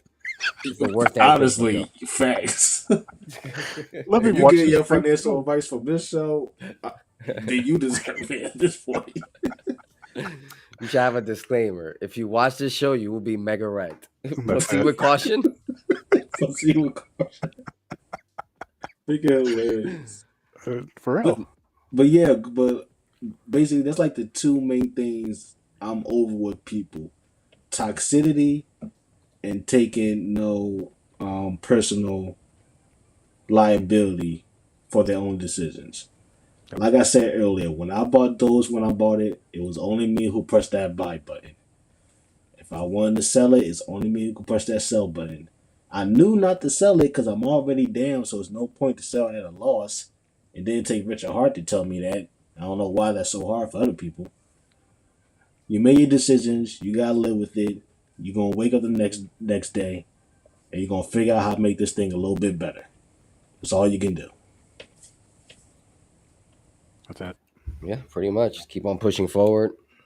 Take your punches on the chin, and just be grateful for waking up in the morning. That's it. Yeah. Yeah. Don't. Yeah. listen to yourself, like to some degree. If you're a dumbass, don't listen to yourself. Listen to Richard. But you know, I've That had is so many. financial advice. Yeah, for real. Like, yeah, like for real. Like sometimes your gut just tells you like this is the right. Just like everybody was like, "Yep, hex was the thing." Cool. You know, do the same going forward. I mean, stop being a dumbass. Like actually read. I was telling, oh, Bullish, I don't think you heard that part. I asked the beginning of the bear market, I sent Wales a quick message. I was like, yo, I want to learn about Ethereum, all about it, all the smart contracts and shit. Literally sent me one link, ethereum.org. Have fun. Like, that's what you're supposed to do. Like, Yeah, pretty much. you know what I mean? Like, don't rely on other people to give you the information at all times. Go and get it. It's true. It's like me, like, outside of crypto, and people ask me questions, and I'm like, Google it. And it's like, come on, bro. Like, ask me like this simple question, like, just Yeah. Google it, bro. Like, I just saw you on your phone for like the past 20 minutes going through Facebook or whatever. Like, Yep. look up at me, and it's like, yo, Bullish, how do I do this? And I'm like, bro, Google it, bro. Like, stop wasting my time with these stupid questions. Yeah, for real. Yeah. It's 2023. The answer is literally in the palms of your hands at this point. If you live in a first world country over in the West, if you got other crazy experience going on, I apologize. But for the most part, if you're asking these kind of questions in the first place, you most likely got access to Google. Please use Google. Yep. 100%. Yo, are we allowed to shill stuff on here? Yep. Yo, Bullish, are you guys still doing that BNB pot thing? Yep, we're doing that. We're doing that tomorrow, 7 p.m. Eastern. I can Go probably ahead, pull shill up. it. Give us all the details, all the goodness. I can probably pull up a quick video to play on here. Oh wait, Romanian Dan is away. When Romanian Dan is back, I'll show the video. But yeah, tomorrow 7 p.m. Eastern, we're gonna be streaming on about like 5 different channels. We're also gonna be streaming on Odyssey. Because whatever, I won't mention it here, but let's just say there's some haters who've been threatening to report the channels when we go live. So I don't know how that's gonna work out tomorrow, but they're within our community. Let me just say that. But I'm not gonna call them out, but I have a backup plan because they ain't gonna stop us. But hopefully, none of these channels get shut down because someone's hating. But yeah, tomorrow, 7 p.m. Eastern. The viewers get to play against the streamers. We're gonna be providing all the BMVP to put into the pot. And and if you win the pot, pretty much you win some money. So, are we losing gas fees over this? Well, not really, because it's BNB, so it's very minimal. I know, I'm just Yeah, fucking around. and I think even that will end up providing anyway. I know there's the Because, faucet. well, yeah, there's the faucet too, but like if the faucet is drained, yeah, we want people to play, so like yeah, I'll put up the money and like the BNB and just like so I can drip it to people, so at least they can like do the transaction. Yeah, and you know what? If some of those people, we said there were some streamers. Is that what it is? They're going to report. Streamers, yeah, streamers, like yeah, different streamers. You're gonna have Jim Rat, we're gonna have Sam, we're gonna have Black Hexagon. Black Hexagon's bringing a bunch of girls and people. Who else? We have DeFi Proof. He's bringing in a crowd. You know, DeFi is in Massachusetts, right? Yep, I'm aware. Yep. I've been trying to run into the guy. Maybe I might send him a message. Like, how far are you from him? You don't have to tell me exactly, but like, oh yeah, no. So I think we're probably like half an hour away from each other. Okay, but yeah, at some point I'm thinking. At some point I'm going to be visiting, so I'll let you know when I'm in town. Oh, word. Yeah. So for those streamers watching, I don't care who you are and how big of an OG you are, and you don't pay my bills. You don't tell me what to do.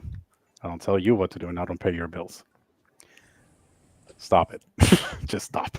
Yeah, like dude, literally, like there's like a little group of people who are teaming up, and luckily, people have a little bit of respect for me, and they was like, hey, I just want to give you a heads up because I know you're working really hard behind the scenes. I got invited to this group. I didn't like what I said. What I saw, I left, but I took a screenshot before I left, and I was like, Yeah. I got my hex. I got my hex stakes, and guess what? The hell I'm going to buy with other gains I make outside of hex. Bring them back to hex, so they can all stick it up there, whatever. Leave us alone. Let us do our own little thing. It's a positive thing during the bear market. It's a giveaway. Chill. Yeah, and we're promoting staking. Like, as far as like the streamers who are coming on, the streamers are really, like, even though we're going to be playing because it's part of the thing and we want to promote it, we want to pump our bags because people are going to gamble anyway, whether we like it or not. But majority of the people who are streaming, they're stakers. You know, I'm definitely a staker. Like, Yeah. so I mean, yeah, dude, it's so stupid. Yeah. Anyway, that was just my limit. Just go away. Don't but participate. thanks for bringing it up. Come participate, have fun. Yep. You know, Yep. like it's gonna be lots of fun. We're probably gonna be going for like a couple of hours. Nice. We're gonna do like a like a little panel right before. We already got a preview. That I should be able to share actually because they tweeted it out. Can you drop the link on that? Yeah, you drop the link in the public chat real quick. I'm here if you want to share it. Oh, yep, sweet. there we go. Perfect. Yeah, so Jacob actually tweeted a preview of what it's going to look like, which is pretty much the same thing we saw on PulseSpot for like PulseChain. That's been running on testnet, so it's pretty much the same game. But now we're it's going to be live, active, real crypto, real fees being generated, going back to the stakers. So yeah, it's going to be pretty cool. Nice.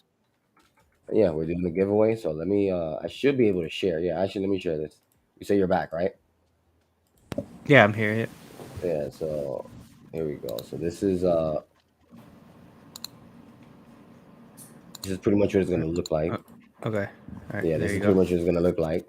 So anyone who's seen it on PulseChain, it's pretty much the same thing, just really with a dark theme and a little bit of rebranding, but same game. And I think they already listed some of the coins that are available. From what I see here, we can do BUSD, BNB, BNBP, obviously. You see what the icon looks like, cake, a few other ones. So yeah, it's pretty cool. Nice. And then yeah, let me run the promo real quick. That'll be the last thing of showing this. Damn. Bullish, you're a G. Until tomorrow. But hey man, I'm just I want adoption. I know there's a lot of people gambling. I think I've said it on stream before. I have a family that gambles a lot. My grandmother basically built a nice little mini empire from gambling winnings. My parents, they go on cruises and casinos and all kinds of stuff like a couple times a year. So and I'm not into gambling. So I'm just like, yeah, the fact that I can be, own the house. Yeah, I'm with that. So you might as well own it. You might as well own the house and let people have their fun. Mm-hmm. You can't stop them. And the good thing about this one specifically is, I sacrificed for PulseChain and I basically got a free airdrop. It's worth a good amount of money right now. Like, amount of money. Wait, what are you talking about? So the BNB pot was a pivot because of the delay in PulseChain. So anybody who sacrificed for PulseChain got an airdrop on Binance, for BNBP. So the BNBP I'm holding that I initially got was a free airdrop. That's worth a lot of money right now. Wait, what? Yeah. So if you sacrificed, I bought. But did you sacrifice? Well, of course, yeah. I sack for Pulse and I mean, for PulseSpot. If you sacrifice for PulseSpot, you have a copy waiting for you on Binance. Okay, yeah, no, I didn't do that. I found so I've been discovering wallets left and right. I was telling these guys from my BSC days, and I found 5BNB, so I hopped in there. I ended up purchasing more once it came to the market, and I got in at a good price. I think I got in around $6. Last time I checked, it's at 23 or 24 right now. Oh, nice. Oh, look at that. Crypto Frontier trying to get wrecked already. Perfect. So how do we play? Awesome. You don't play, sir. Stop it. Yeah, just send it to my address. I'll send it to you. Don't worry. So let me play this real quick. Yeah. And this is basically the promo for tomorrow, 7 p.m.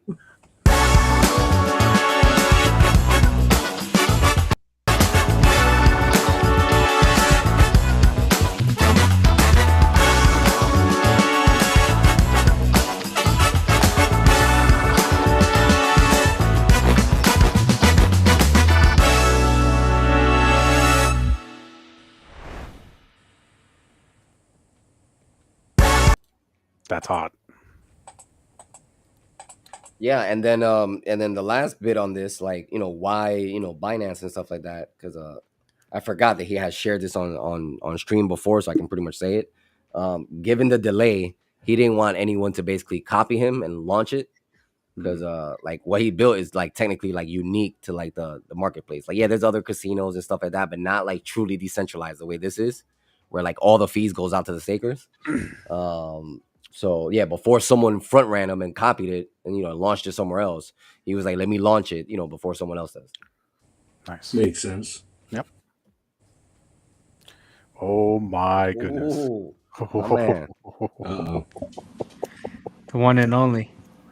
We got the This Philly is brethren in the this house. is the real piece, right? Because when we go like that, that's training. That means separation, right? That never meant fucking peace. This is the Kemetic piece, the ancient peace. That's what this is. This is separation. This is subjugation and victory. This is defeating an enemy. It's separation. This is Kemetic peace right here. So when I do this, it means I give a fuck. I care. Blessings, brother. Blessings. How y'all doing? Doing great. Doing good. Look at that. Awesome. Can't see your head there. Kyle. What's going on? Oh my God. Am I on a stream with Alan Fields Ami? Am I on a stream with Thoughts Childs? What Oh. up, dog? What up, brother? I mean, Sorry, this I- can't be real. You're not a real person. I thought you were I'm just not. some digital entity, man. No, dude, I'm legit not a real person. I don't exist. Well, You guys well, do- you well guys do a done. bunch You're a of step ahead DMT. of me. It's just a trip. Tap 'em. What up, Tap? Thought Shot, what's up, homie? How you been? My son. I tell everybody that's my son. Yep. How y'all feeling?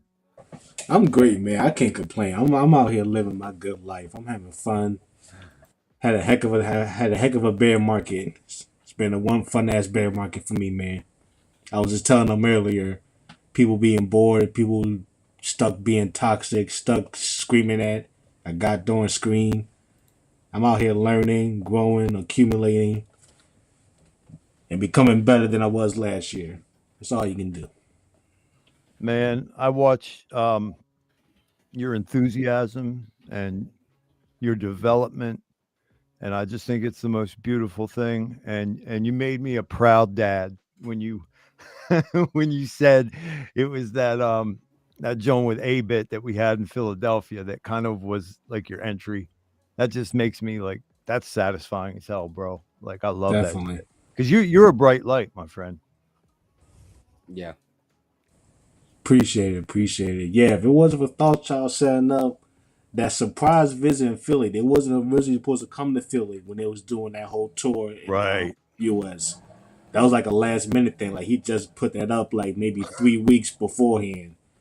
They're like, It anyone wasn't in on the Philly, come down. itinerary, man. I started blowing those guys up. I was like, how the fuck are you going to say you're doing the penultimate United States fucking tour and you ain't even stopping in the fucking city where the shit was founded? And fucking Rainmaker was like, yo, Tony, I got a live one on the line here. What am I supposed to do with it? They had no choice but to come down, man. They had no choice. That was one of my, you know the story, right? That was one of my onboards restaurants. Yeah, that was one of your people's restaurant, and that was a nice place. I took my girl back there a couple weeks ago. She really liked that place. Nice. Well, hey man, it's good local source, non-GMO organic food. It's really well done. I mean, you're Philly, so you know that neighborhood was like Crackton back in the day. You Listen, know what I mean? that was Crack Central, like Yes. not even 10 years ago. Even 10 years ago. It was like season 1 of The Wire. That was Fitztown. Season 1 of The Wire. If you know anything I'm talking about, that's how it was back then. Yeah, I don't want to dox my man. We'll just call him the Bionic Man. We'll call him Lee Mages. He was one of the Philly pioneers who just fucking, even though he was really good to go, man, he strapped on a tool belt and he just went headlong into that neighborhood and just rehabbed that whole block, you know, basically. And next thing you know, the shit's all bougie. Mad bougie. People out there walking their dogs. You know it's bougie when they walking their dogs. Yeah. They're walking their dogs 11 o'clock at night down there. It's crazy. I'm like, oh, y'all here comfortable. Y'all comfortable. Yeah, Okay. yeah, right. I know that fucks me up too, man. I'm not like, how these crackers get so fucking comfortable up here? Drive around these Teslas. I'll be seeing Teslas in Fishtown. I'm like, what is going on? Yeah, you know what? I'd be one of the fucking kids back in the day. Be like, you know what? Let me see that. Let me see that for a minute. He's one of the stick-up kids. Like, run it up. I was saying the other day, man, if I couldn't get it together for Texan, I was gonna I don't know, for old time's sake, I was just gonna go fucking do a convenience store, but thankfully some things worked out. You should do the convenience store anyway. Yeah, well, a father of 4 young children. Well, Set up a hookah corner store, man. That's what's popping over there. I see so many hookah spots Man, down I there. don't fuck. Those guys chop off your fucking hands if you fail at that one, bro. They pull out a scimitar and be like, "Hush out, push out." You gotta get that charcoal placement right. Don't Don't fuck up steal. that charcoal. What up, Dan? Don't What up, steal. Bull? Sorry, I didn't What's say up, hello brother? to you guys. No, you good. What's up, brother? What y'all talking about? I don't know. Talking crypto. We talking crypto. We talking crypto. We got some Yeah, I good just- folks in chat. We got Bubble Guy, Tin Top. What up? J Soul. What up? I'll be right back. I need a refill. No problem. Top. I'm Refill about of to what? go- What is he drinking or smoking? What's going on? Nah, tea. I'm like under the weather. So I Oh, need more tea. tea. Then you know he's You're sick. You know the kids got him sick. Yes, Oh I yeah, know. little germ purses they are. He's a savage. I don't know. Yeah, you got to do a what Craig did. You guys see what he did on stream? What do you do? This is right after Vegas. He got sick, I think. Chugged down like a half a bottle of NyQuil on stream. Ah, damn. Like, How long legit. did he last? Did he try to last on the Oh no, he stream? was on As there. long- He was on there. He was drinking it for like a solid 40 minutes. Was it PM Jesus NyQuil Oh, yeah. or AM Oh, yeah. NyQuil? Oh yeah, no. That was the dark stuff, bro. He's special, I guess. Mhm. He got He's that. low He got T that. right now. He need more T. Is that low testosterone? Feeling low T, man. Don't get older, I guys. think he wants you to take your shirt off, or what? I'm another year older on Saturday, I think. What is it? Happy Yeah, almost birthday. yeah, I am. Holy fuck, dude. It's nothing. It's nothing, man. Like it's it's like the biggest nothing ever, you have a few years sometime between 30 and 50 that you get excited for it, and then the day comes and you realize, what the fuck was I looking forward to? Nobody remembers, nobody buys you dick, nobody says happy birthday, you don't go do anything because your responsibilities don't go anywhere. So it's just like it's just another day, right? Yep, it's like New Year's Eve. Since you guys got to look forward to, you young motherfuckers. I was about to say, am I able to clip that and send that to my girlfriend? Now, are I'm you joking, still with baby. this girl you were with last year? Say again? I said, are you still with that same girl you was with last year? Oh yeah, I am. Yep. Oh, look at you. Well done, young man. I'm telling you, that's no small feat in today's day and age, man. I'm serious. For real. Listen, this January is gonna be our 3-year anniversary. Nice. Well done, bro. I Yeah. mean, there was an apocryphal text. I cannot remember which book of the apocryphal texts of the Bible. Now that's how we say alpha. The alpha of the fucking Bible was the apocryphal texts, and that's why the church took it the fuck out, because it's where the real shit for the Bible was at. And then you got a pedophile like King James going to rewrite the motherfucker, and nobody's got the straight shit nowadays. But if you go back to the OG shit and look at the apocryphal text, there was a stanza in one of those books that said, okay, in the end times, men and women will not be able to get along at all. They will not be able to see eye to eye. They will not be able to understand one another. I mean, this is some Nostradamus type shit we're talking about. And in my life experience, I have to say, good God damn, did that motherfucker not turn out to be correct? Yeah. Hold on, they wrote the Bible in what, Aramaic originally? That is the book that they say that if you were a contemporary of the dude that's supposed to be the reason for the whole thing, that he would have spoken Aramaic. Now, I don't even know, Alan, you were probably there. I have a book called Prayers of the Cosmos that takes the what is called Our Father or the Lord's Prayer back into the Aramaic and then runs it back into the English. And once you do that, now you're looking at a language that has so many rich layers. It's so beautiful, man. Like what they did in that book with the Our Father, with the Lord's Prayer. I wish that they would do that. I wish they would do that with the whole thing, man, because it just makes the shit make sense on new levels, man. It's beautiful. But different languages would have been spoken at different times because you're talking about a large swath, right, of time. You know, if you're going back to when they say an Abraham character would have been walking the earth, or when they say a Noah would have been taking twos and twos onto a boat, you know, it's you're going to be talking about different dialects for sure. Yeah. You know, funny thing about the Ark, Noah's Ark, Cain's lineage didn't make it onto the Ark. Man, I'll tell you, you guys might have heard me say this on my streams, but ever since I brought archaics into my life, like I've gone through these different, you know, as an independent researcher and 30 years of being in this, if I started out with like Bill Cooper and David Icke and Jim Mars, and then you start going through these levels, these ciphers where you're like, oh, I'm leveling up. Oh, I'm getting smarter. Oh, I'm starting to figure this shit out. And you feel like, oh, I'm at the pinnacle. And then you're like, a couple years go by. And you're like, I can do better. I just discovered some more information that's kind of refining this picture. I'll tell you what, man, adding Waters Above last year at the behest of Golden Spiral before Crypto Coffee got him on, before Randy started talking about the Shemitah and the Jubilee. Okay. I got into him last year. And then after I added Waters Above, I added Archaics. And let me tell you the fuck what. I'm like, I'm vibrating right now, man. Like those guys are on some shit, man. They are on some serious wisdom, knowledge, some insight that's just unreal. You guys should check them out. Check them out. I mean, there are levels for everything, right? Just levels. I'm sorry, Alan. I said there are just levels to everything. I guess the levels truth upon levels. Is, I mean, the truth is never. I shouldn't say never.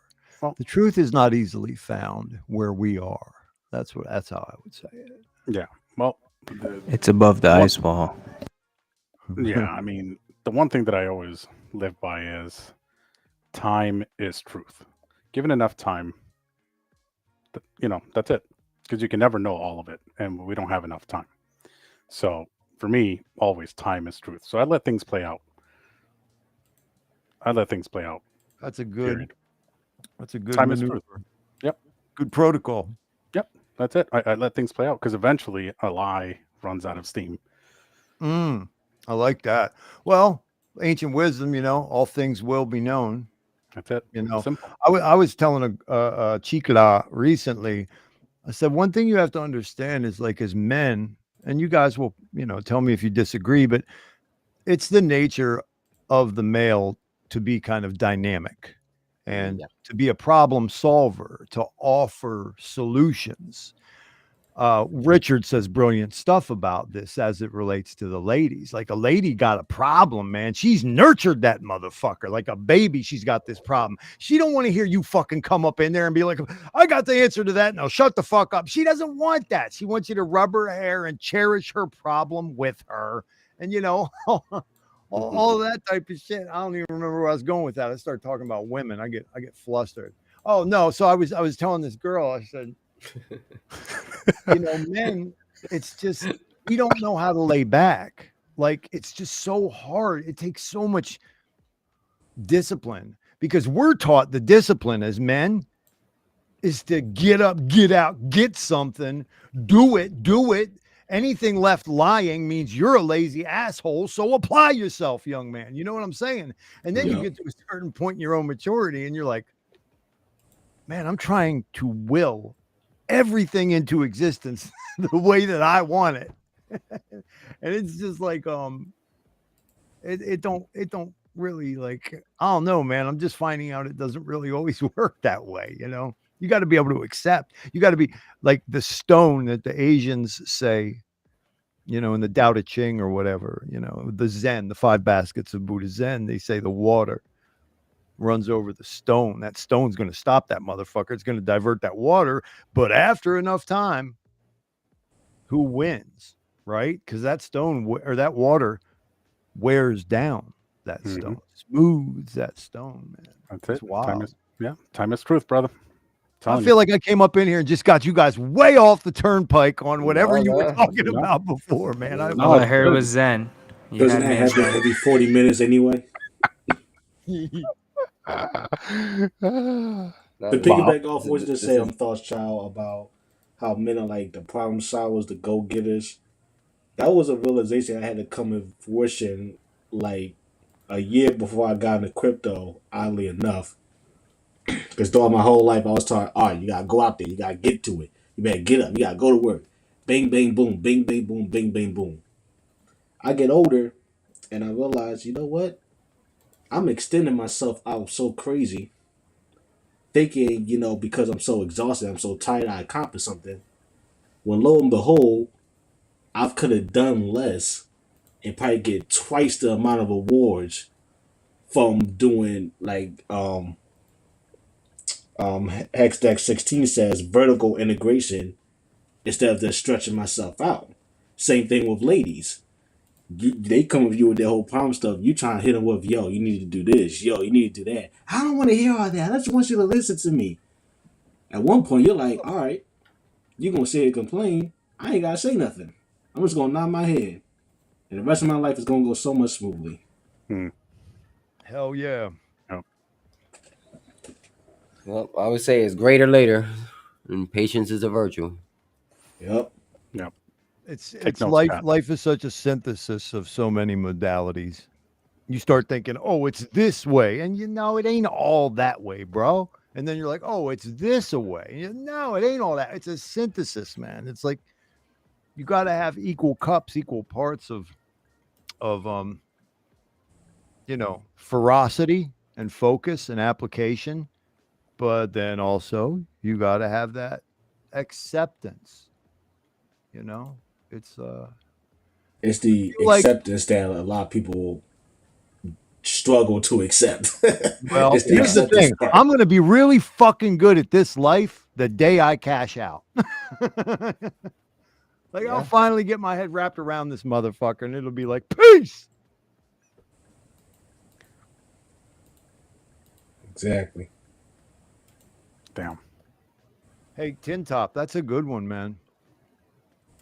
Tin Top's one of the brothers that goes in the Archaics chat with me, and he's given words to something that I had thought would be a natural marriage. Archaics is a Texan. He's a proud Texan, man. So for him to suggest giving Jason, who is Archaics, Texan token, you know, he said, I don't know if you guys saw this, but I posted it. Archaic said, Hexicans. What are Hexicans? He said it live on the air the other day. This motherfucker got 50,000 subscribers. And it was me, Crypto King, Tin Top, and Torin. That's who it was. Me, Crypto King, Tin Top, Torin. Maybe Cosmic Cowboy was there. Somebody named Cosmic Cowboy was there. But we were saying some Hexican shit. And I know Jason had seen it over a few streams. And then the one day, you know, live on the air, he just goes, Hexicans. Why do I keep hearing about these Hexicans? And then he sees my name and he goes, Fullchild. Well, that's like Rothschild. And I was like, ding, ding, ding, ding. Thank you, Jason. I got Hexicans who can't figure that motherfucker out. Thank you, Jason from Arcade. You had to teach after Hexicans what that thing meant. Oh, I clipped it, and now I'm going to trigger it on my show every time somebody want to act a fool and say "thought child," like Bubble Guy just jokingly did there. Thought child, that hoe over there, child. Okay, I'm gonna play that. I'm gonna hit my little trigger and play that bit by Arcades. Full child. That sounds like Rolf child. Yeah, he's great. You gotta love it. What's this science Tin Top's dropping? South American cultures respected women for their guidance. They would tell the men to build. Men would work and create. Women would tell them that's enough and praise their accomplishments. What the fuck? Who ever heard of some insanity like that, man? Yeah, good luck. They're buddy, that praising shit. men for doing a good job. What is Praising your this? man for doing a good job. Man, somebody fucking get a FedEx package to fucking modern women on that one. Somebody tell me this. Somebody tell me the tax code down there. I might have to see what's going on. Right. Well, unfortunately, he might be talking about ancient cultures. Unless you got a time machine. Thanks. Good Give about job, 7 buddy. years. I'm gonna Yeah, have but enough penalties to be able to build one. I'd have a heart attack, Tap. Good if a woman put her hand on my shoulder and said, "I'm really proud of you. Good job." I'd be like, oh, fuck. Die from shock. Yeah, you're not wrong. Tin Top. Koyanakatsi, baby. That's the Hopi word for that sentence right there. Koyanakatsi is a world out of balance. Hopi knew what they were talking about. Thanks.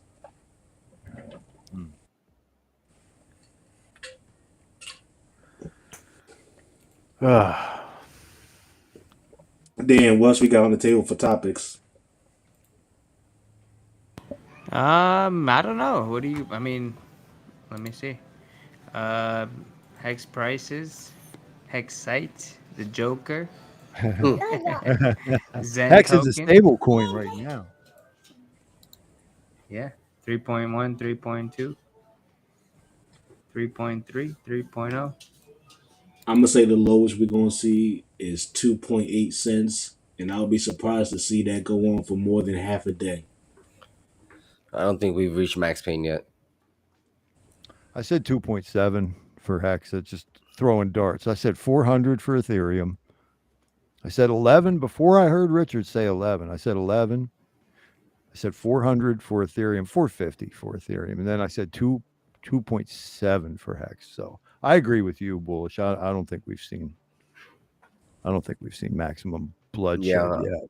I have capital on the side. I'm not gonna touch it because I don't think we've seen max pain. So if we see max pain, I don't have a crystal ball, but if I'm going with my gut, when that time happens, then I'll deploy my capital and take advantage of that. Nice. It bears pointing out that it's not written in stone that a cycle has to perform the way that a cycle has performed. Generally speaking, yes, we're going to have a cycle. But that motherfucker can do some different shit. I mean, look at okay, I got one for you. Do you guys recall when Uncomplication, okay, drew the correlations between the Wyckoff phases and what he was seeing in the Bitcoin chart? That was the motherfucker that took the 1929 run up to the stock market crash, took the Bitcoin chart, went like this, and showed the whole world that they were exact same fucking chart. Exact same fucking chart. Bitcoin today, run up to the 1929 stock market crash. That was last year. Yeah. Point being, when I say they, fuck y'all if you get hung up on that. When I say they, you know good and goddamn well who I'm talking about. When they knew that we knew, okay, you follow me, that they were using Wyckoff, guess what they did? They switched it up. They did some different shit. They did. They sure did. So there's a lot of awareness on this earth right now that previously hadn't been extant. I wouldn't be surprised if there's some adjustments. I hear guys saying with confidence, "Oh, well, you know, the bear's just about over. You know, I clearly see it. It's probably got 4 to 6 weeks left." I'm like, man, I was like, I don't know about all that, bro. Like, It's like the people say 4 to 6 weeks, and I'm like, you guys probably not paying attention to what's going on in the world. And I'm just saying, be careful, everybody. Just be really careful. Like, I hate to say this too, but you almost can't. You guys have all experienced this.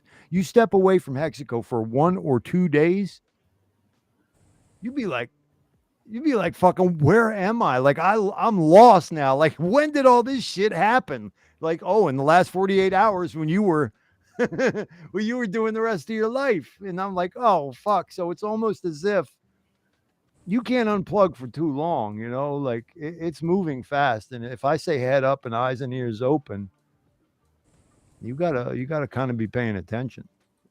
Yeah, there's a lot of shortages coming up that people probably don't even have on their radar. Like, Hmm. you know, there's a lot of stuff going on as far as like shortages, you know, potential wars breaking out, you know, all kinds of stuff. More, you know, it's just yeah, I don't think we've hit max pain yet. Yeah. Yeah, I'm with you. And I don't think we should necessarily give in to fear either. Yeah, and it's Like, not necessarily about fear. It's just yes, more of, you know, taking the whole picture, you know, into perspective as yes, far sir. as when it comes to like making investments. Yeah, I'm just reminding the audience, like, don't make sure that when your head up and eyes and ears open and you're keeping your finger on the wait for it, the pulse, waka waka. As you're keeping your finger on the pulse, don't you got to police your consciousness. You have to police your own consciousness. You have to have an inner governor that doesn't allow you to get carried away in some very insipid narratives, okay, that ancient master psychologists are running on you. They know how to get my goat. They know how to get your goat, man. They know how to get us all fucking ratcheted up, anxious as fuck, right? Like, oh my fucking God, you know, and they do so good when we're like that. Oh, they love it, man. They're like harvesting. They're like harvesting our energy when we're buying into it. So it's like every time personally, and I'm not telling nobody how they have to live. I'm just telling you what you might want to consider be good for you.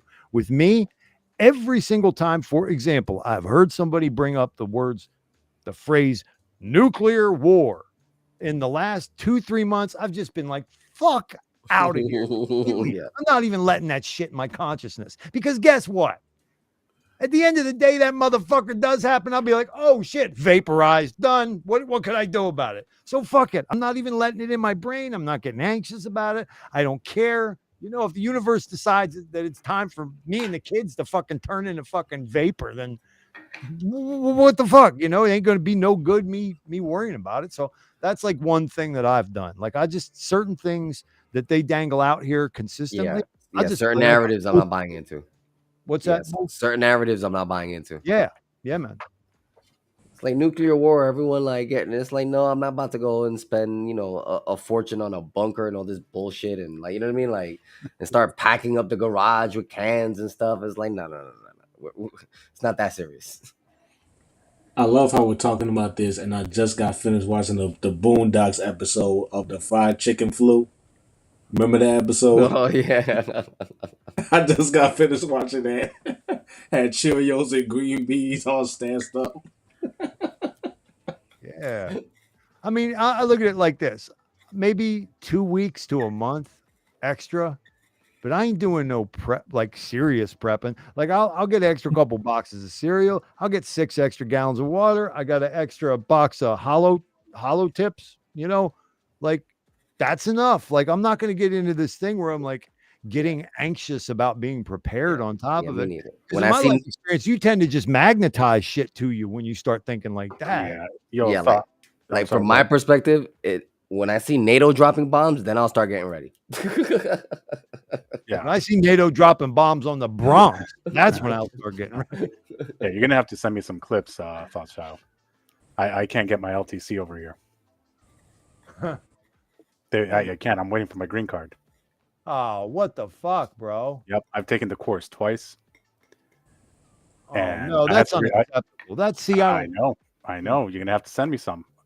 Where you at? Well, I mean, generally speaking, where are you at? That's it. Tap's laughing. Tap's laughing. You don't know. You don't know. I'm lost. I'm licensed to carry. Oh, okay. No, because you said green card. I don't know if you was talking about Oh, immigration or something yeah, else. no, I no, was no, like, yeah, no, for real. No, I did that shit 2 years ago. Hey, Alan, it's like Finbear consistently points out to us, you know, after he saw the meme, you know, concealed carry is actually legal in 50 states if you're not a pussy. He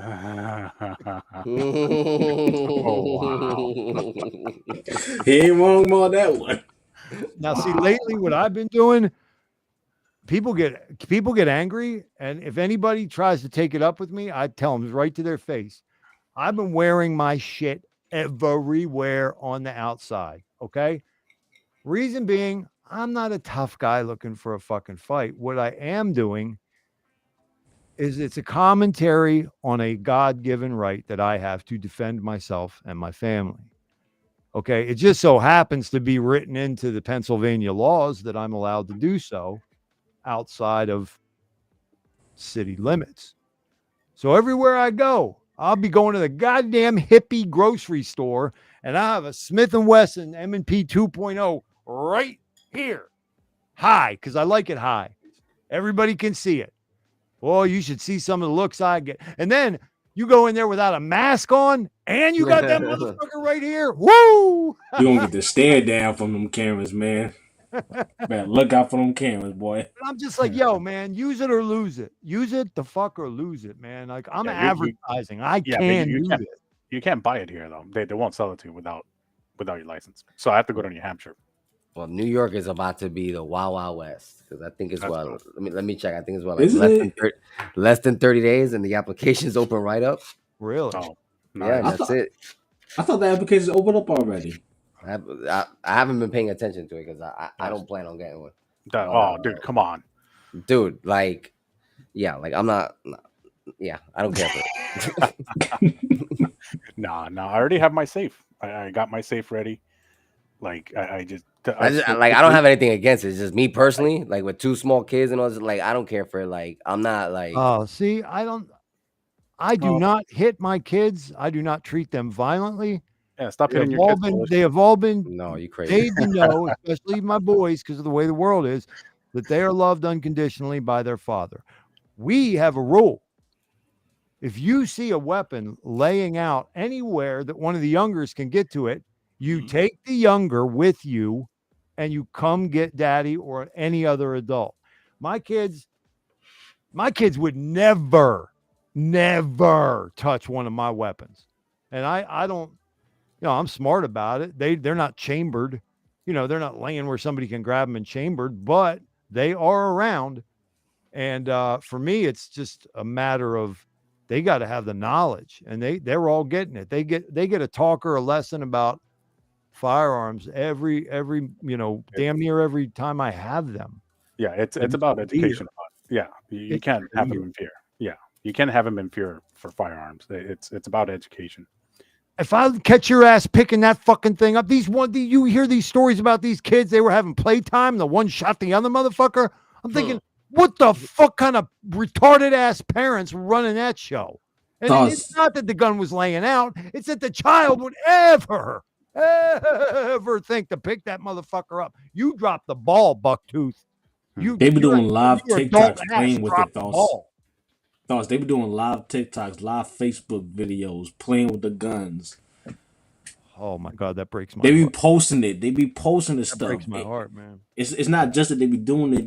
They set the camera up, have it set up, hit the record button, and start picking up the gun and playing with it. Boom, they shot the little brother or the little sister. Oh my Jesus God. Or hopefully, boom, they shoot it one time in a random room and they put it down. Well, hopefully that's it. But nah, this been freaking posted on social media of them killing their little siblings because they play around with the guns. Yeah. It's lack of education in this country, to be honest with you. I wish there was a way that we could get it so that like the fucking adult was the one who had to catch it, because the children, I don't care how stupid their environment they come from or how bucktooth the parents are. Every child is beautiful and innocent. Every child, without exception. And it makes me fucking disgusting that it's the sins of the parent that have to trickle down onto these beautiful, innocent souls, man. There's a special floor off that elevator in Dante's Inferno for them dumb motherfuckers. Let me tell you. I just checked. So it started last month. So that means based on the application process and within the next 30 days, you can see people walking around strapped illegally all over New York. Yep. And the only way I can see myself get one is like, because what I think is gonna happen is initially, yeah, there's gonna be like a little spike. Yeah. But then eventually it'll taper off, you know, I because agree. people will be like, hey, everyone's strapped, so let me not F around. And I might That's not how it need is to in like, Texas. Nobody shoots anybody out there because everybody's strapped.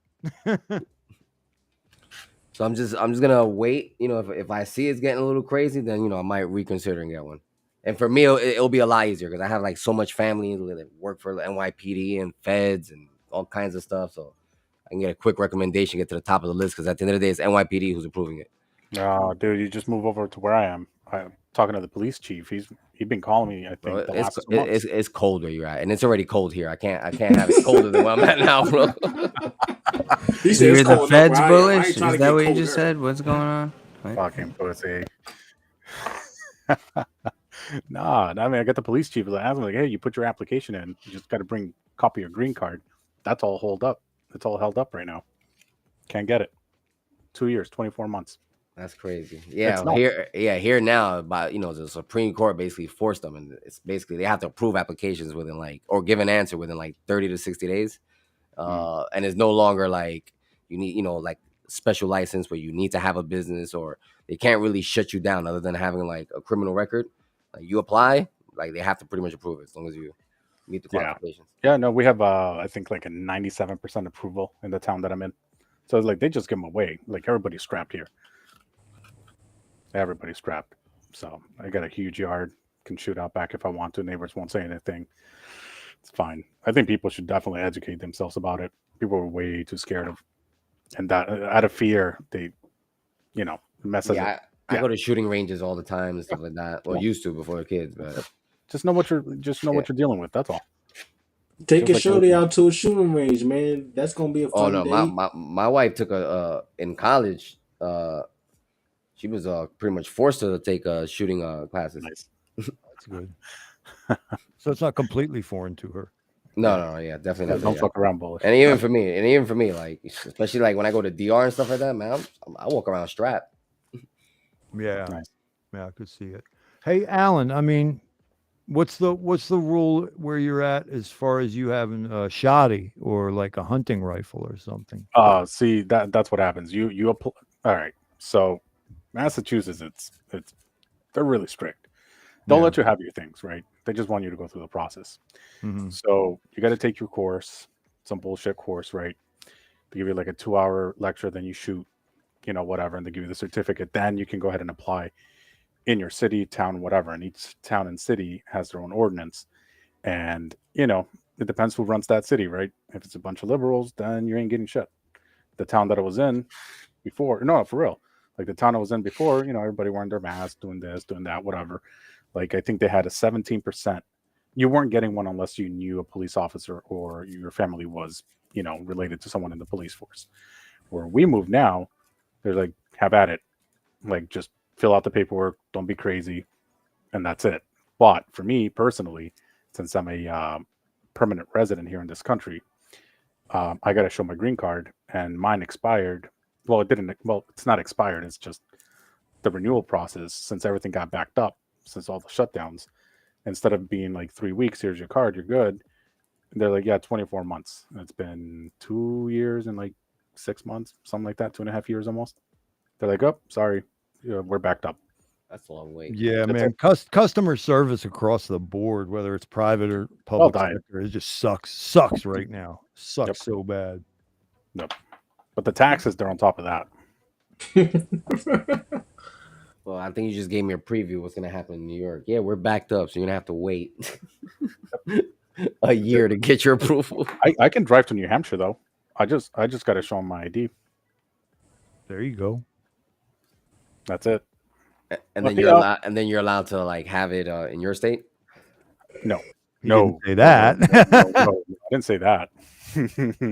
No, and I can get it. I mean, that's whatever. I just want to do it, you know, the right way. I don't want to fuck around, especially with the police chief. Like he called me, he's like, "Hey, when you're gonna come in, so we can approve it?"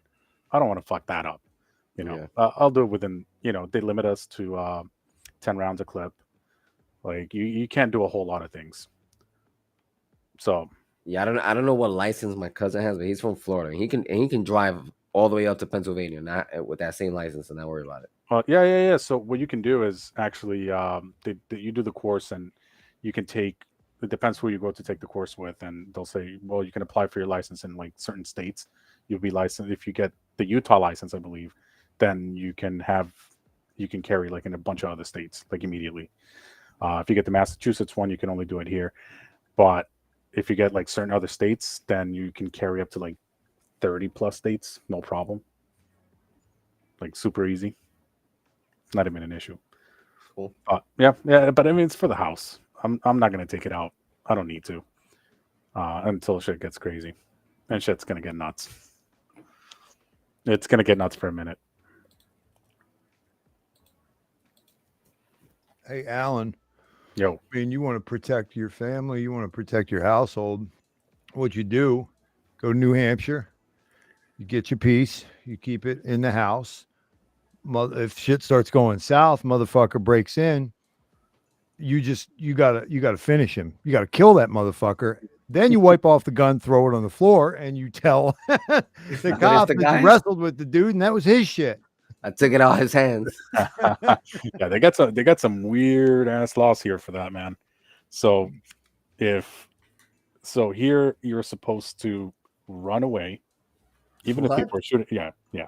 So you're supposed to run away, and whenever they're doing the investigation, if you ended up shooting the person, then the investigator's like, well, was your back turned? Was that your actual last defense? Oh my God.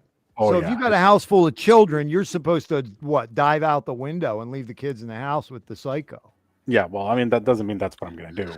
Well, yeah, I guess I'm going to jail from then. a legal standpoint. From a legal standpoint, I'm going to jail then.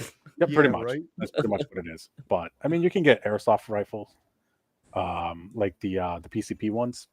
Those things you can hunt like buffalo with it. Like, you just get one of those, $1,000, and just have it in your house.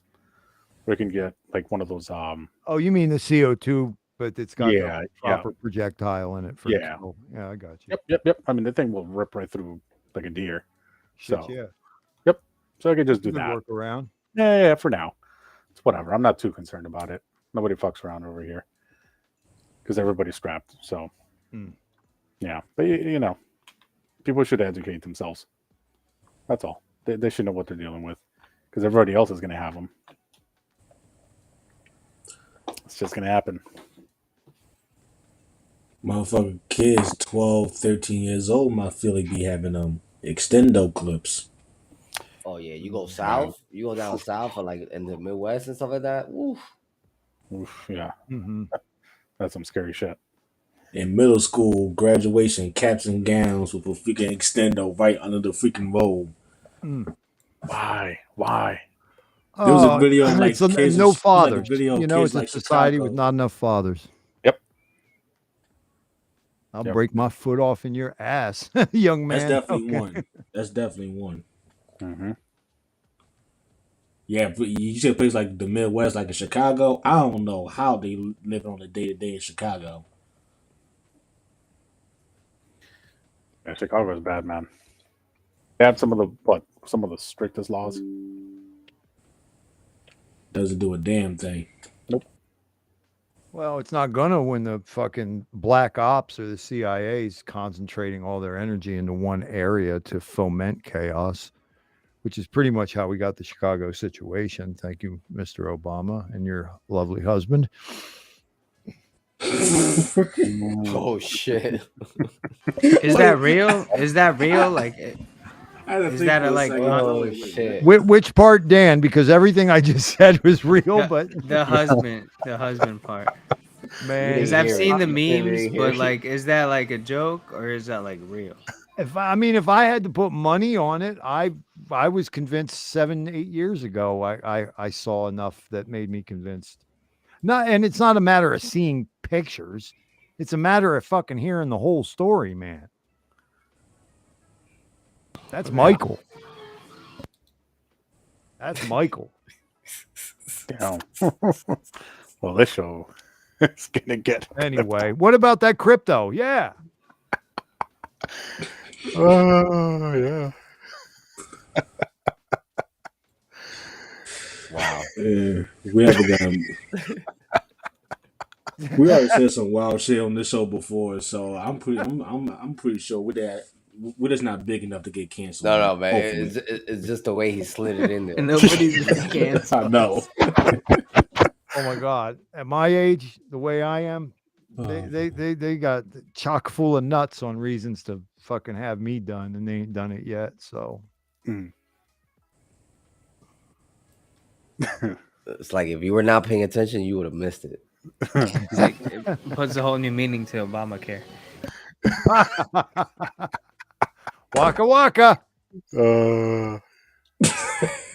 Oh, speaking about fucking Obama, I sold the house across from the apartments where Obama was staying when he went to Harvard Law. oh, cool. Yeah, Oh they- God! yeah. You left That the was door the- that was open the on whole that one, selling man. That's some low. Was that your selling pitch every time you did the showing? 100%. Dude, yeah. I don't blame you. I would use it too. You'd be like, hey, do you Who know cares? Obama? Hey, used this to live across neighborhood's the so nice. Obama used to fuck his boyfriend over there. street?" Oh, shit. On the God damn, bro. I cannot show this show to my folks, yo. If you look Hey, close enough, They you talking see shit the about mark. Obama on your show. The title says it all. Worst damn crypto show. Dead ass serious. Look up 382 Broadway, Somerville, Massachusetts, and then across the street is a bunch of brick buildings. That's where he used to live. Tin Top, that's true, and that guy's dead. I remember that. I believe that. So I'll tell you guys one story real quick. I got to go after this one. And people in power do things that you and I can't even. They get so bored. Yeah. They get bored. So I used to work for a residential building, like a luxury building in San Francisco. And at some point, the assistant general manager, she was young, super sweet girl. She ended up hanging out with some of the residents like after hours. And there was one particular resident who imagined Cartman as an adult. Mm-hmm. That was him. Oh, This yeah. guy came to our dude. This guy was wild. This guy was, yeah. If I say too much, he's well known. So one day he came to the desk, like the concierge desk where we're at, and we're talking like millionaires live there. I'm talking like baseball players, basketball players, like people who invent shit, like in Silicon Valley. That's the kind of place it is. And he shows up with like a little Ziploc bag full of Coke.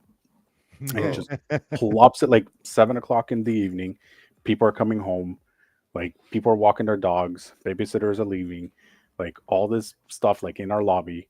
And he just plops a bag of Coke and it goes everywhere. So that's the guy, you know, he's like, he literally goes, my face is numb. I'm like, okay. Like, can you get the elevator for me? I can't feel the buttons. I'm like, all right, cool. Send him upstairs. Anyway, that's the guy, right? So they take her, like a bunch of other dudes who were like in their 50s. And one Hall of Famer football player was amongst those people. So a story comes out from the limo driver, this Latino guy. He goes, hey, let me tell you a wild story that happened last night. And I'm like, what happened? You know, just don't say anything. I was like, all right, cool. What happened? Like, you know, your boss? I was like, yeah. Like, yeah, so we went on the limo with so-and-so, blah, blah, blah. Took him to a bunch of places, this and that. I'm like, yeah. And at the end of the night, they put a carrot up her ass. I was like, what? He's like, yeah, just for kicks. They told her, we'll give you $10,000 if we can do this and take a photo. They're bored. So, you know, Obama doing that? Yeah, I believe that. Yeah. Depravity, man. You Knows imagine? no bounds. I've seen some 10 crazy grand. shit in 10 New York grand. nightlife. Show me the photo. My boss. Shit, you give me 10 grand, I'll stick a carrot up my ass. Right the fuck now. On worst damn crypto show. What? Let's go. Let's start the sacrifice. Not the sacrifice. Yep. All right, boys. I got to jump off. Yeah. Yeah. I think I might have to as well after that. Take Yeah. care, All right, brother. Alan. All right, brothers. Thought Shell was a pleasure. Dan, Tap, Alan, good Bullish. to see you, brother. Yeah, you too, brother. I Thank got you. more stories for next time. Send me the link. Next Oh, time. I'll good. sub you. Do they involve larger fruits and vegetables? No, they're all smaller, rounder, I'm gonna, softer. yeah. Yeah. I'm gonna think I'm gonna bounce too. But real quick, Alan. It's so Yeah. good. This is legendary for me to be able to say I streamed with you. No, likewise, brother. Guys, I'm doing some first movers episodes. I got DJ Cryptomatic.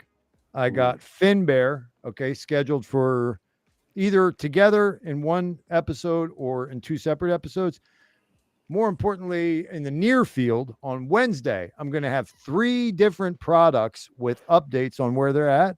We're going to have Brandon Rags from Texan. We're going to have Hexy Bastard from Poor Pleb. And we're going to have, I think we're going to have Hexastani from Fiat.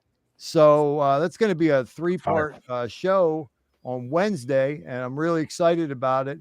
You guys know I tend to do a lot of streams and then you don't see me for 2 weeks. And then I do a lot of streams. Well, you know, we're going into the high part of the wave phase right now. So be sure to tune in to Mind Spray on my YouTube channel if you can. Nice. Yep. I'll do my best. Pause. All right, Can you put the yes, link sir. for your YouTube in the public chat real quick? Oh yeah, I can do that. And you guys are all with me on Twitter, so you'll see my little thumbnails. Yeah, I got you on Twitter, so I'm gonna retweet you whenever you drop that. My Yep. man. Yep. Pots and pans, I appreciate you. Let me I don't know see. if you want to drop your Twitter profile in the public chat or anything you want to share in the public chat. You can go ahead. Well, I thank you, sir. Let me see if I can at least grab the YouTube channel link right now. We talked about that. Do your own research. Alan, can you highlight that, please? I mean, Dan, can you highlight that? What's that?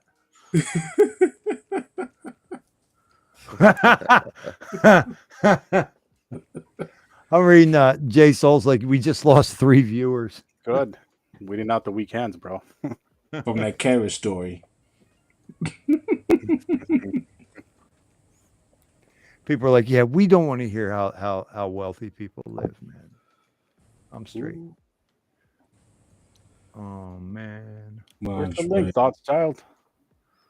Dude, I'm an orangutan on technology. You I'm know gonna find this. I'll find your Twitter, bro. I got you. No, I'm gonna save the or I'm gonna I was just gonna share the channel. Oh, I got you too. Hold up. Well, thank you so much. I appreciate that. See Yeah, what it is Alan's a ninja. I'm allergic to Google products, but I find that with these things like Restream and Zoom and StreamYard, they pretty much only run well when you use Chrome. And my computer's not set up for Chrome. I'm all like Firefox and Brave and shit. So whenever I use Chrome, my computer's not happy at all. It just don't work.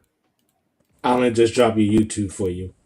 Okay, word. Hey. Thank you so much. I appreciate it. Yep. That's what's up. Thank you, gentlemen. You got it. I got to work on some Thanks for thumbnails jumping and some on. promotions and shit so that we have some people watching. It's fun. Yeah, for sure. All right, y'all. Good Be well. vibes. Peace. Peace. Have a good one. Hit that outro, bro. Where's that outro? We're Any doing my outro? reaction? Are we leaving? Are we doing That's outro? what's We going doing on. outro? Oh, outro? my bad. All right, fine. Peace. I don't know. You'll roll on. You'll roll on. Peace. All right, Alan. Be good. Peace out. What's going on, guys? Ain't shit. Got another like 15 minutes. Yeah, I was about to say I got like another 15 to 30 minutes. We can wrap it up or where we want to wrap it up. Same. Like 5 to 10, 15. I don't have much to say. I mean, Well, just been working the Zen the last couple weeks. Made some money. Got a bunch of Zen on other chains. Waiting for PulseChain. Trying to find some money printers. PowSwap on EW. Yeah, just pretty much waiting and yeah. You saw Zen push some updates to the front end? No, I haven't. I've been gone like the whole weekend, so I haven't paid any attention. They added a Moonbeam, which launches in about 16 hours.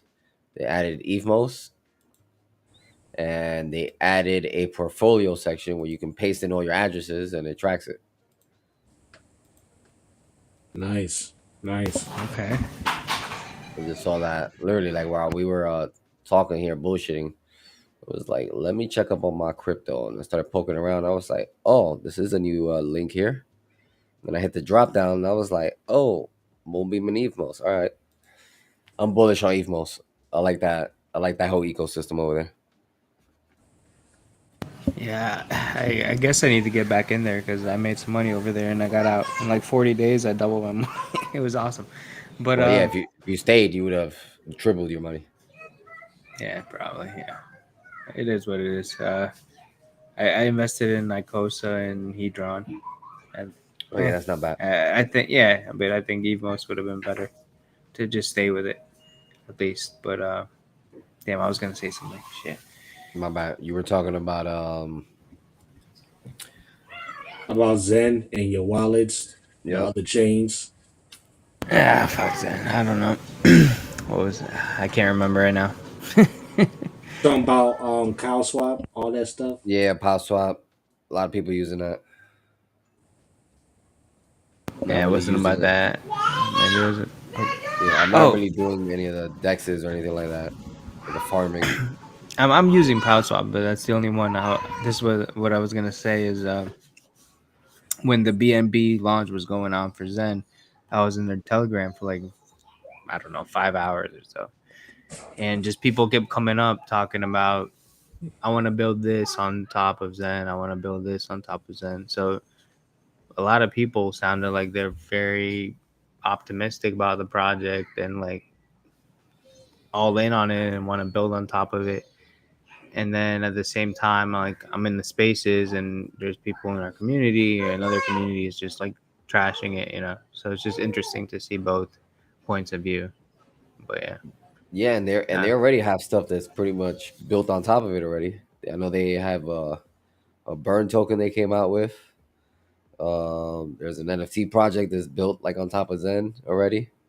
Um, BNB Pot is supporting Zen. So I don't know if you saw that they have a roulette table that's a Zen roulette table, and then at some point it's going to be one of the supported coins. So like you'll be able to use your Zen to pretty much gamble you know on I'm gonna be BNB Pot. gambling. And the funny thing about that is, as far as like from what we've seen, guess who has the most coins as far as Zen, and also likes to gamble? The Asians. Yeah. I just said, you know, I'm gonna be gambling, and my girl's across the room. She's like, gambling, gambling. Is that what I heard? I thought I heard something in the background. So that's gonna be interesting to play out. Like people like who like free claim their Zen, and now they're using that Zen to like put it into the pot and then potentially win some like real money. That's gonna be interesting to see. That's gonna be But fun to watch. yeah, and then there was some rumors about some like drip type thing for Zen where it's like I wouldn't say a fork of drip, but like a version of drip like but based on Zen. Um, so I was like, okay, it's interesting. There's people building stuff. There's already like a bunch of tools they got built to like support tracking and minting from multiple wallets and all kinds of stuff. So yeah, the amount of attention and like support that it's been getting like this early on, like yeah, it's kind of telling. Like I'm all right. People are getting behind this. That's always a good sign. Yep. Yeah, we'll see what happens. Nobody knows. Yeah, yeah. It's like it's too early to tell. It's just like the forks. Like it's too early to tell which was gonna get ahead. Clearly there's an obvious one that has like more volume, but that's just in the beginning. Like I still think the E Fair is the real old version of Ethereum versus ETH, Interesting. and it's just proven on pretty much facts that most people don't know about or not even aware about. So E Fair, their block height is the same exact one as the merge. ETH is like 8 hours later. So that's number one. Number two, ETH took out EIP 1559. EFair kept it. So the one that's the most accurate to what we used to have is EFair, not ETH. Hmm. I did look into that, and I was seeing like in the background coding of it.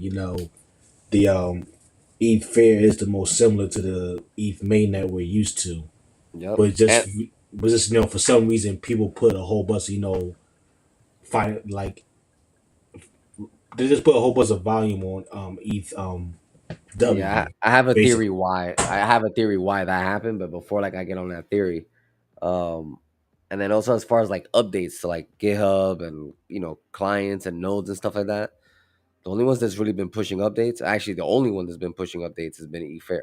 And there's no fun on ETHW because I have bags on both, but this is why I Mhm. balance my bags because it's too early to tell. Like one is actually like putting in work, and then my theory is that ETHW, they just had a lot of like VC and media support because no one knew about eFair.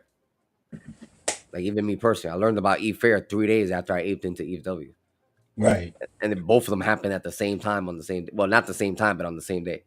right. The one to like actually fork first was eFair. No one knew it about it. Everyone's talking about ETHW for weeks, maybe even months.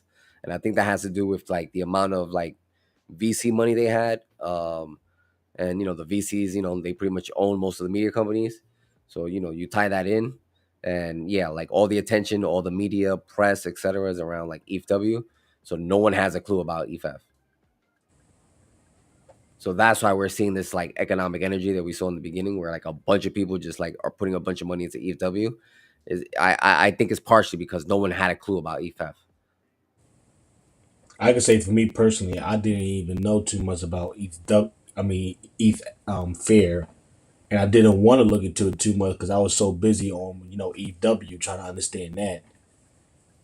But then it took me maybe like it took me like 4 weeks after playing with ETHW to finally start to open the book on ETH Fair. Yeah, And and that's so how people, and that's just how people gonna be. That's how the market's gonna play out. and you know what? The same thing's gonna happen for PulseChain. There's gonna be people who's gonna be on Ethereum who are gonna learn about PulseChain, and they're gonna probably FUD it initially or like be hesitant and be like, yeah, I don't know about that. I'll just stay here, and then like then like maybe after like a couple of weeks, they'll be like, oh yeah, let me go try it out and collect the RPC. Exactly. You guys think the price is gonna dump on Pulse Chain? Everyone talks about it. I don't think it's gonna Initially, dump. yeah. Initially, yeah, You think so? Dude, think yeah, about it. You have people who sacrificed a year ago, more than a year now, right? right? And I didn't sacrifice for Pulse Chain because I wasn't even in the community like by the when the sacrifice was going on. I came in towards like the tail end of like the PulseX sacrifice. But you got to put into perspective like what was going on when those people sacrificed compared to now. So let's say Pulse Chain launches in the next 6 months, and let's say like you know we're right and things are gonna get a little bit worse. There are gonna be some people that are gonna be highly motivated to dump those bags because they're in a financial situation where they need to. Yep.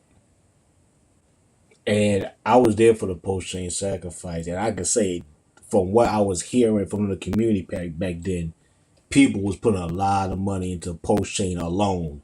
People Yeah, was making a lot of moves just to get sacrifice for post chain by itself.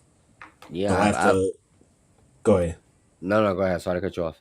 I was gonna say after all this foolishness we went through, us waiting 4 more weeks, 4 more weeks.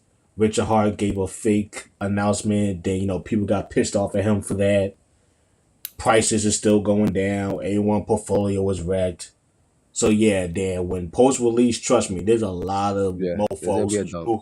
who's ready to hit that sell button. I'm definitely expecting a dump. There's some opposite. I can't. I don't believe it. Yeah. My bad. I don't Like the believe it, only man. Everyone's been waiting. Like people are gonna dude, just ape into it. Like think about it, it's gonna be on MAXI, more all that crap. more of a reason to dump. Think about all the people that you be hearing bitching on the freaking spaces. You Yeah, on the spaces more than me. You hear They're people not gonna complaining. sell. They're gonna buy more. They're complaining nah, that they dude, can't buy it, man. I'm telling you, dude. You're gonna Let's see see. a Let's see. bunch of look, dude. Especially if it starts pumping the beginning, you're gonna see a bunch of people take profits. Mhm. You're gonna see a bunch of people take profits. Well, If it's gonna come out at like a 5, 10x, 3x, 2x, something, right? Yeah, So and dude, think about what we just saw with the forks. There were people, dumping bags and taking profits, like because they were on some like after shit, Yep. and it was free. So imagine the people who actually put in money and waited over a year, and just can't Mm-hmm. no longer wait or actually like need the money. They don't care like if it's pumping or not.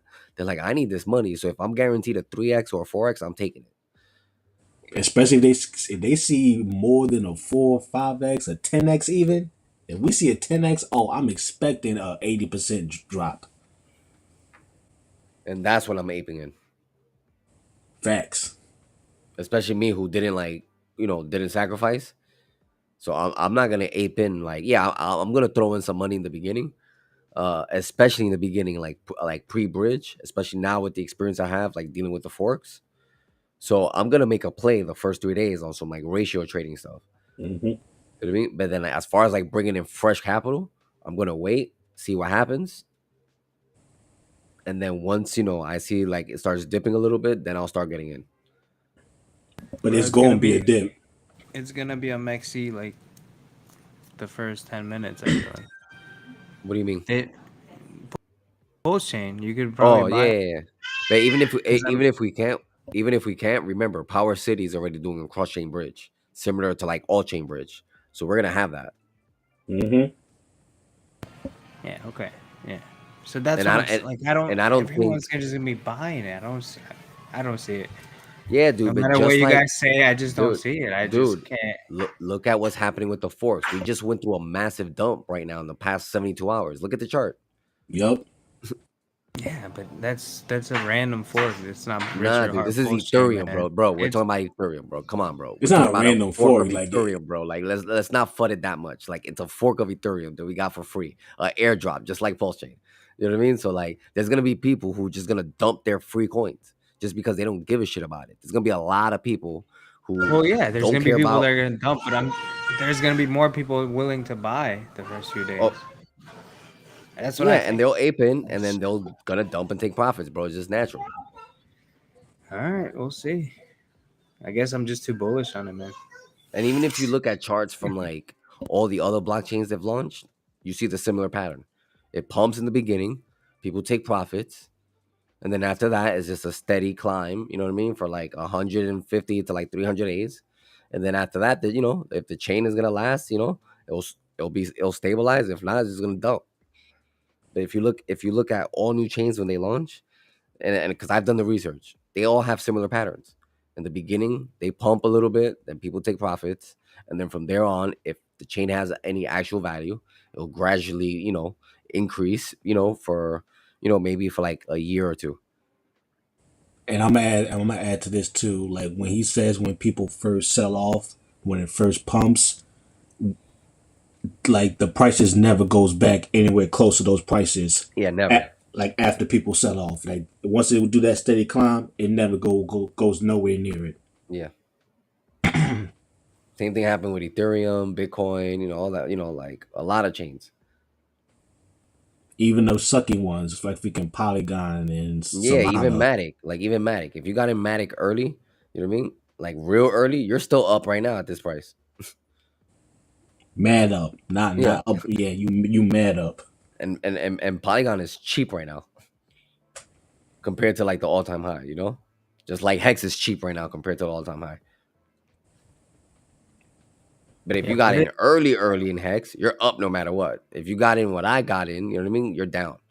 So, it all depends like when you get in and stuff like that. But for the most part, I do see it pumping initially from excitement. And it's just natural, bro. Because think about it. Let's say we go with your route, right? And you put in 10,000 into Pulse Chain Sacrifice, and now that 10,000 is worth $1 million. Depending on your situation, you might be inclined to take profits. After we've been through a year and some change over a bear market, after all you see was red, red, and red, now all of a sudden you got 10 grand to $1 million or 10 grand to 100,000, 500,000. Yeah, and I'm seeing a comment by Tin Top, and like, yeah, hopefully, people, if they're gonna take profits, they find other ways of doing it, but not everyone is gonna be in that situation, especially if someone who like sacrificed and like the amount of money they got wasn't nothing crazy, and it just all of a sudden turns into $1 million. Yeah, someone's going to market sell that one down. Yeah, someone's gonna market something. It's like, yeah, I'm gonna take this quick million. No limit order or anything. Damn And just Saudis. sell. Like, here, swap, give me my shit.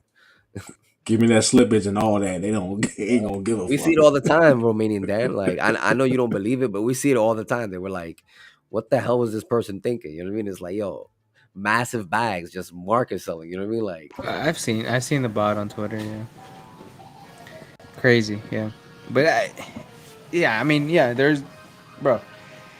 I just don't see it dumping. I don't see it dumping at all. We'll see look, what like happens. even me, Like I can tell it's you. gonna do a 10x and then it dumps 30%, maybe 50%. You said not gonna 50 would play be out max pain? You said that would be max post pain? chain. I just don't see post chain playing out like the other L1s from the past. Just because it's different. That's what I'm. But My what's different prediction about is. it? Especially now with the It's recent Richard update. Hart and it's I get it, launching like but right where he's gonna launch it right when but everything remember, starts aside from pumping. Richard Hart, because remember, All right, Richard Hart only has a certain amount of he's audience to gonna launch support. it when everything starts pumping. Even with So that said, no, I want we'll to focus see. on what you said. That is different. What's different about it, aside from Richard Hart? And I'm not fighting it. Probably I'm not fighting it. 100,000 wallets, so over $1 billion between PulseX and PulseChain. Over 100,000 wallets. Just people waiting for over a year. Like, yeah, a lot of economic energy with Hex. Just all that built into it. I mean, I don't want to get into like the streamers and the movie and all that crap. That's bullshit. But yeah, just that and just it launching. I think he's gonna launch it at the perfect time.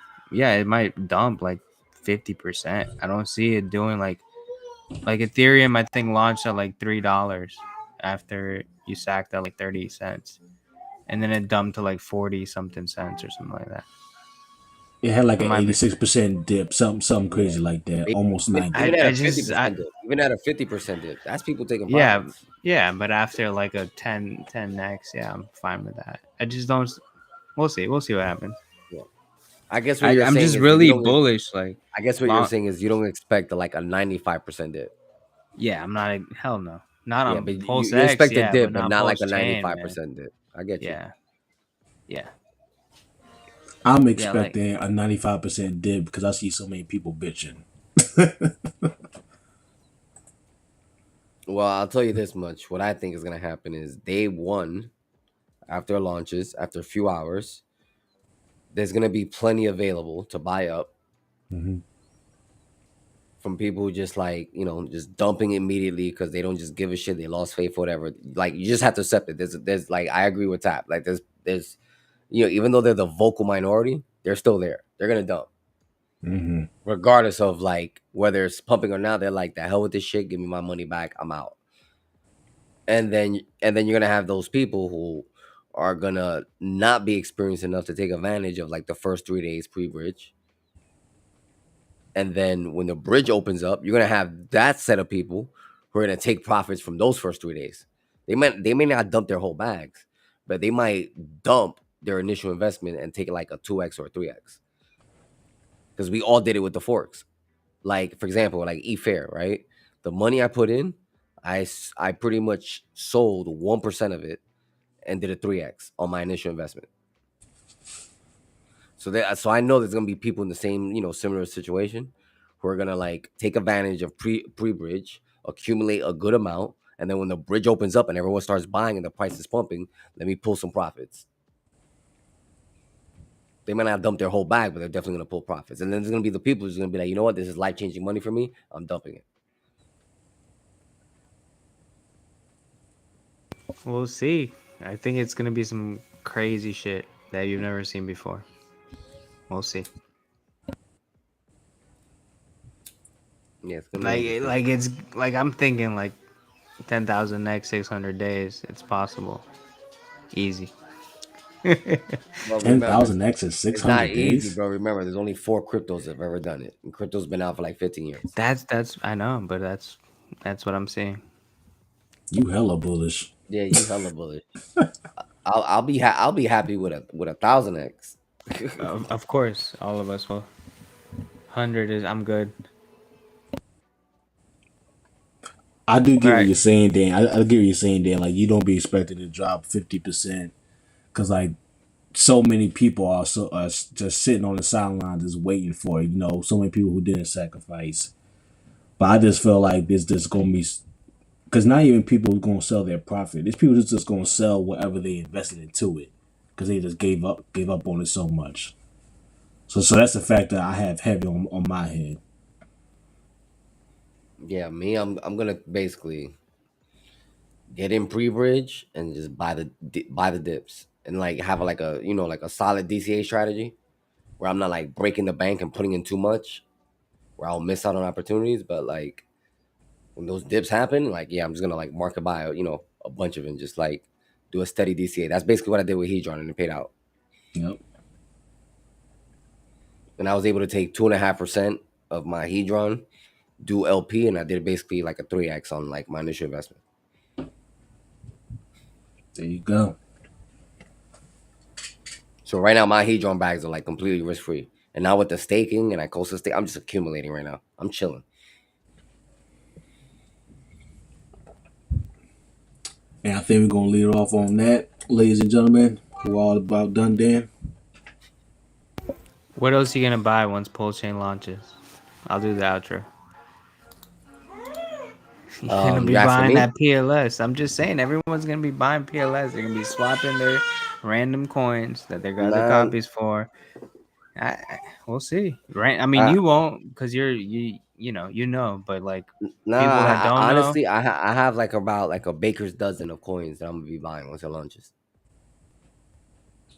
Like day one, there's like about 13 coins I'm focusing on. Fair enough. I'm gonna ape into like pre-bridge based on my experience with the forks. Because remember, we're not the only community on a layer one. Nope. so what So else is either, hot on ETH? Cheese, well, I'll just leave you with this, right? There's two Link. plays. There's two plays, right? There's buying something of value pre-fork that would allow you to make ratio plays that no one else is focusing on, right? So we already know that within our community, people are going to be using their hex to swap for PLS or PLSX, right? Mm-hmm. There are other coins that you can swap into PLS and PLSX without getting rid of your hex. That's number one. Number two, when these communities come on, either you can be the one providing liquidity and then making those gains and then buying the coins and swapping it for you what you want, or someone else can be doing it. And that's basically what I learned with the forks. So I was able to accumulate more hex, more hedron, more ETH-W, more ETH-F by buying SHIB and chain and all this other shit. Because once those communities figured it out, it was like, oh, we have a copy. It was like, yeah, when people started market buying, they were buying from me. Mm-hmm. And then I just took all that ETH-W and ETH-F and then swapped it for hex, hedron, or whatever else. And it basically, like, we're talking about like dollars, like not even like a bunch of money. Like, think about like spending $10 and having billions of SHIB.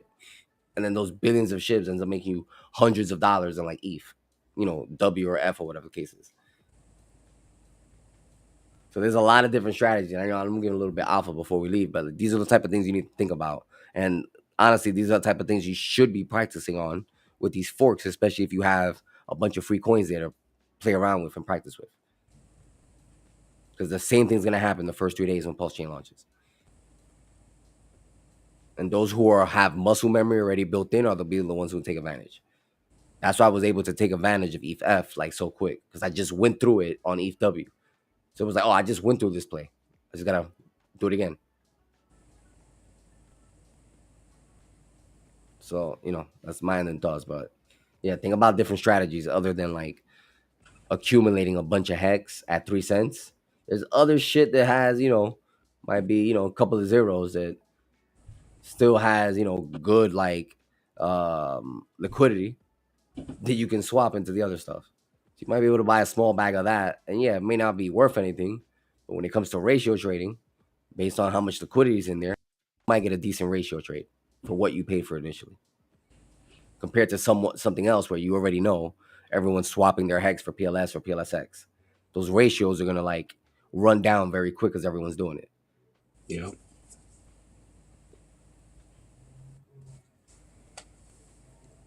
That's pretty much my ending notes, and yeah, and I wish everyone success, happiness, and health, and tune in tomorrow 7 p.m. Eastern.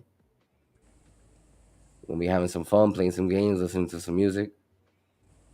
Everyone's invited. That's on Gym Rats or on the new channel? A bunch of channels: Jim Rat, Sam, Black Hexagon, mine, DeFi Proof, a few other streamers.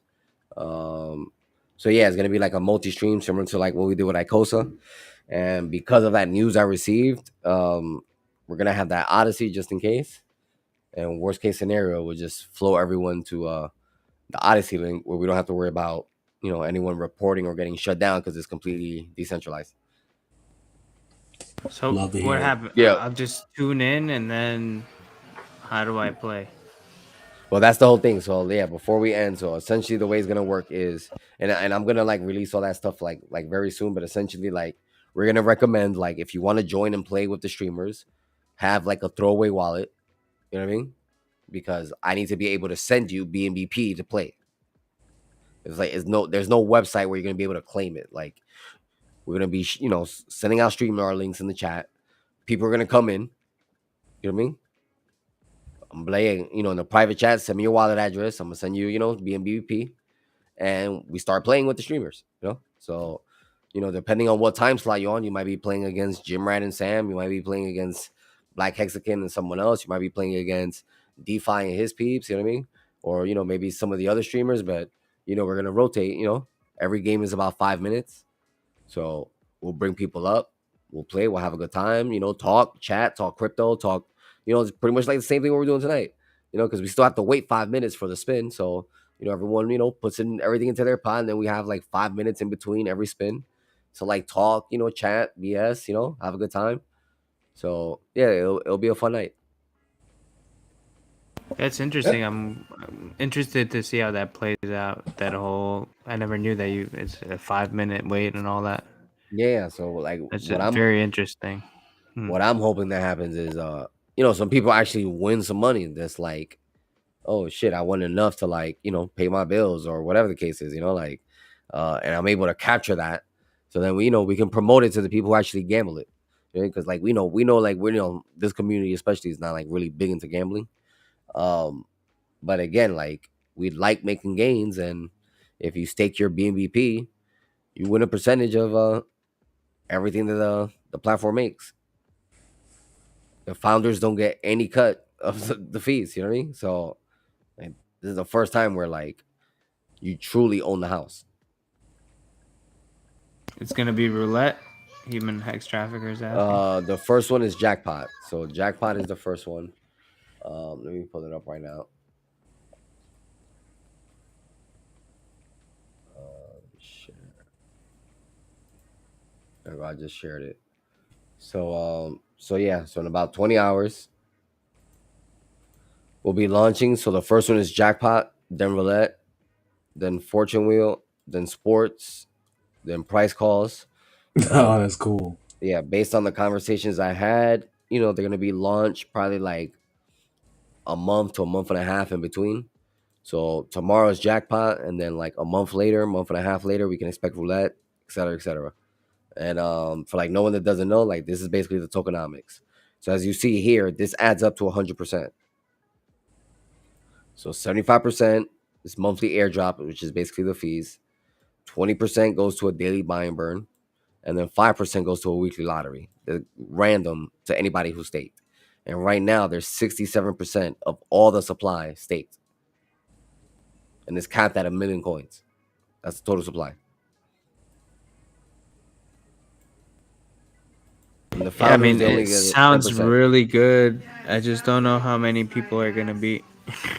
So yeah, right. Because the thing is, like in our community, yeah, maybe not that many, but um, when you start doing your research as far as like gambling in crypto, there's nothing like this. Like all the other platforms, either someone manually has to do payouts. This is like payouts guaranteed. Like there's no middleman. Like that's the whole thing with this. Like all the other platforms, they have some sort of middleman, and at some point, it's like ruggable. Like this is unruggable. The only like it does have admin keys, but the admin keys is only for uh to control this accepted coins. It's either to remove a coin or add a coin. As far as like what's supported that you can bet with, and the only reason he had to do that is because let's say this thing launched like pre-Luna crash, right? And Luna's fucking crashing. If he has no ability to remove Luna off the platform, it's gonna wreck the whole platform. So That the makes only sense. so the only admin keys is to whitelist or blacklist certain coins. Aside from that, it's literally unruggable. Payments are guaranteed. You know what I mean? It's all like basically like the games, every single game, not the platform, but the games themselves, they're basically immutable. So like once they launch, it's like he can't really change anything about it. It's like guaranteed paid out.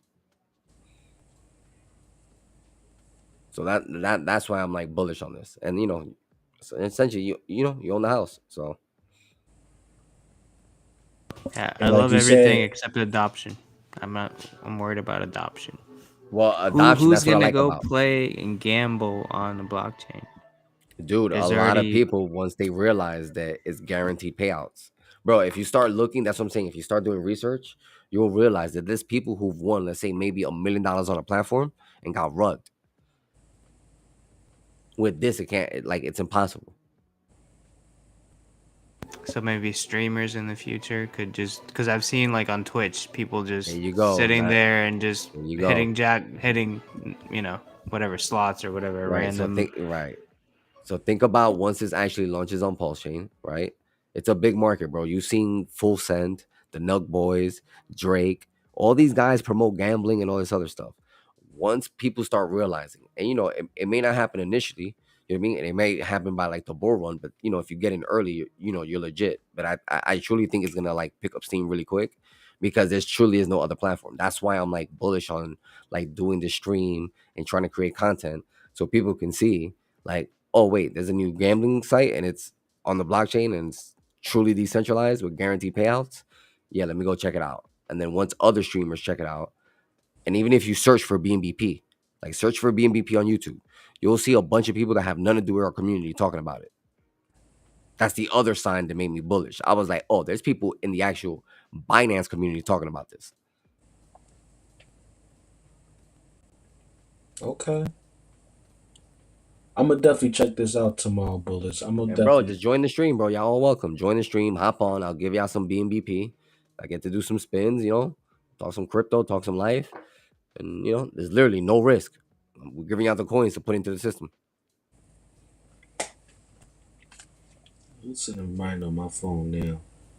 Cause this seems very interesting. Cause Dan, you were saying like who's gonna be into this? Yo, we got degenerate gamblers on the blockchain. Yeah, dude. That's my point, dude. They And it, Yeah, degenerate and ass gamblers, when they man. They make just some love to gains, throw I their know, money out. yeah, you know how big sports gambling is, it's huge. Yeah, I know. dude. Like it's gonna be crazy, dude. And then price calls.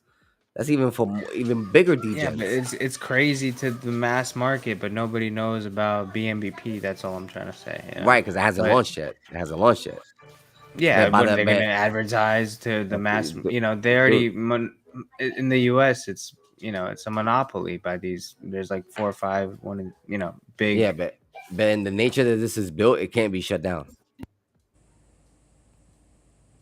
Yeah, that's the benefit, and I'm And thinking, then okay, if people make mad gains, I guess and then once it they'll launches on gamble. Pulse Chain, right? The advantage about now, right?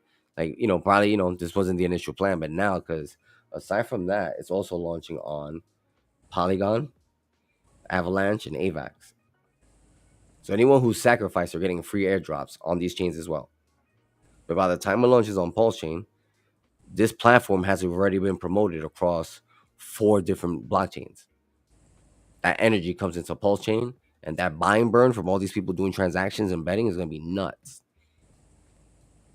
So as far from adoption, I think this is like probably the most bullish product that was like announced for like PulseChain, aside from like the lending platforms. They can bring a lot of people in. What about competitors? But that's the point I made earlier. When you start looking to the competitors, they can't compete because all the other competitors, you require a middleman to do the payouts. Number one, and then number two, like it's literally ruggable. The way it's like designed, it's not true DeFi. Okay. Well, I'll definitely need to take a look into this then. Ah, man. Yeah. All right. It's crazy, bro. It's good times. But yeah, I think it's a good time to end. But yeah, it's a good time in crypto. Definitely. I'm excited. We all are. Can't wait for the Pulse chain. I do have a boner of this. But all right, guys. I'm gonna, I guess, call it. Thanks for jumping on, Bullish. Thank you for having me. It was a pleasure. Thank you, Tap. You're the man. Of course, You of both are the course. man. All right. I guess that's it. Peace out, guys. Have a good weekend. Or Be good week. responsible for your own decisions. Yes, sir. Be kind. Stay blessed. Peace. What are you, some sort of Mexican?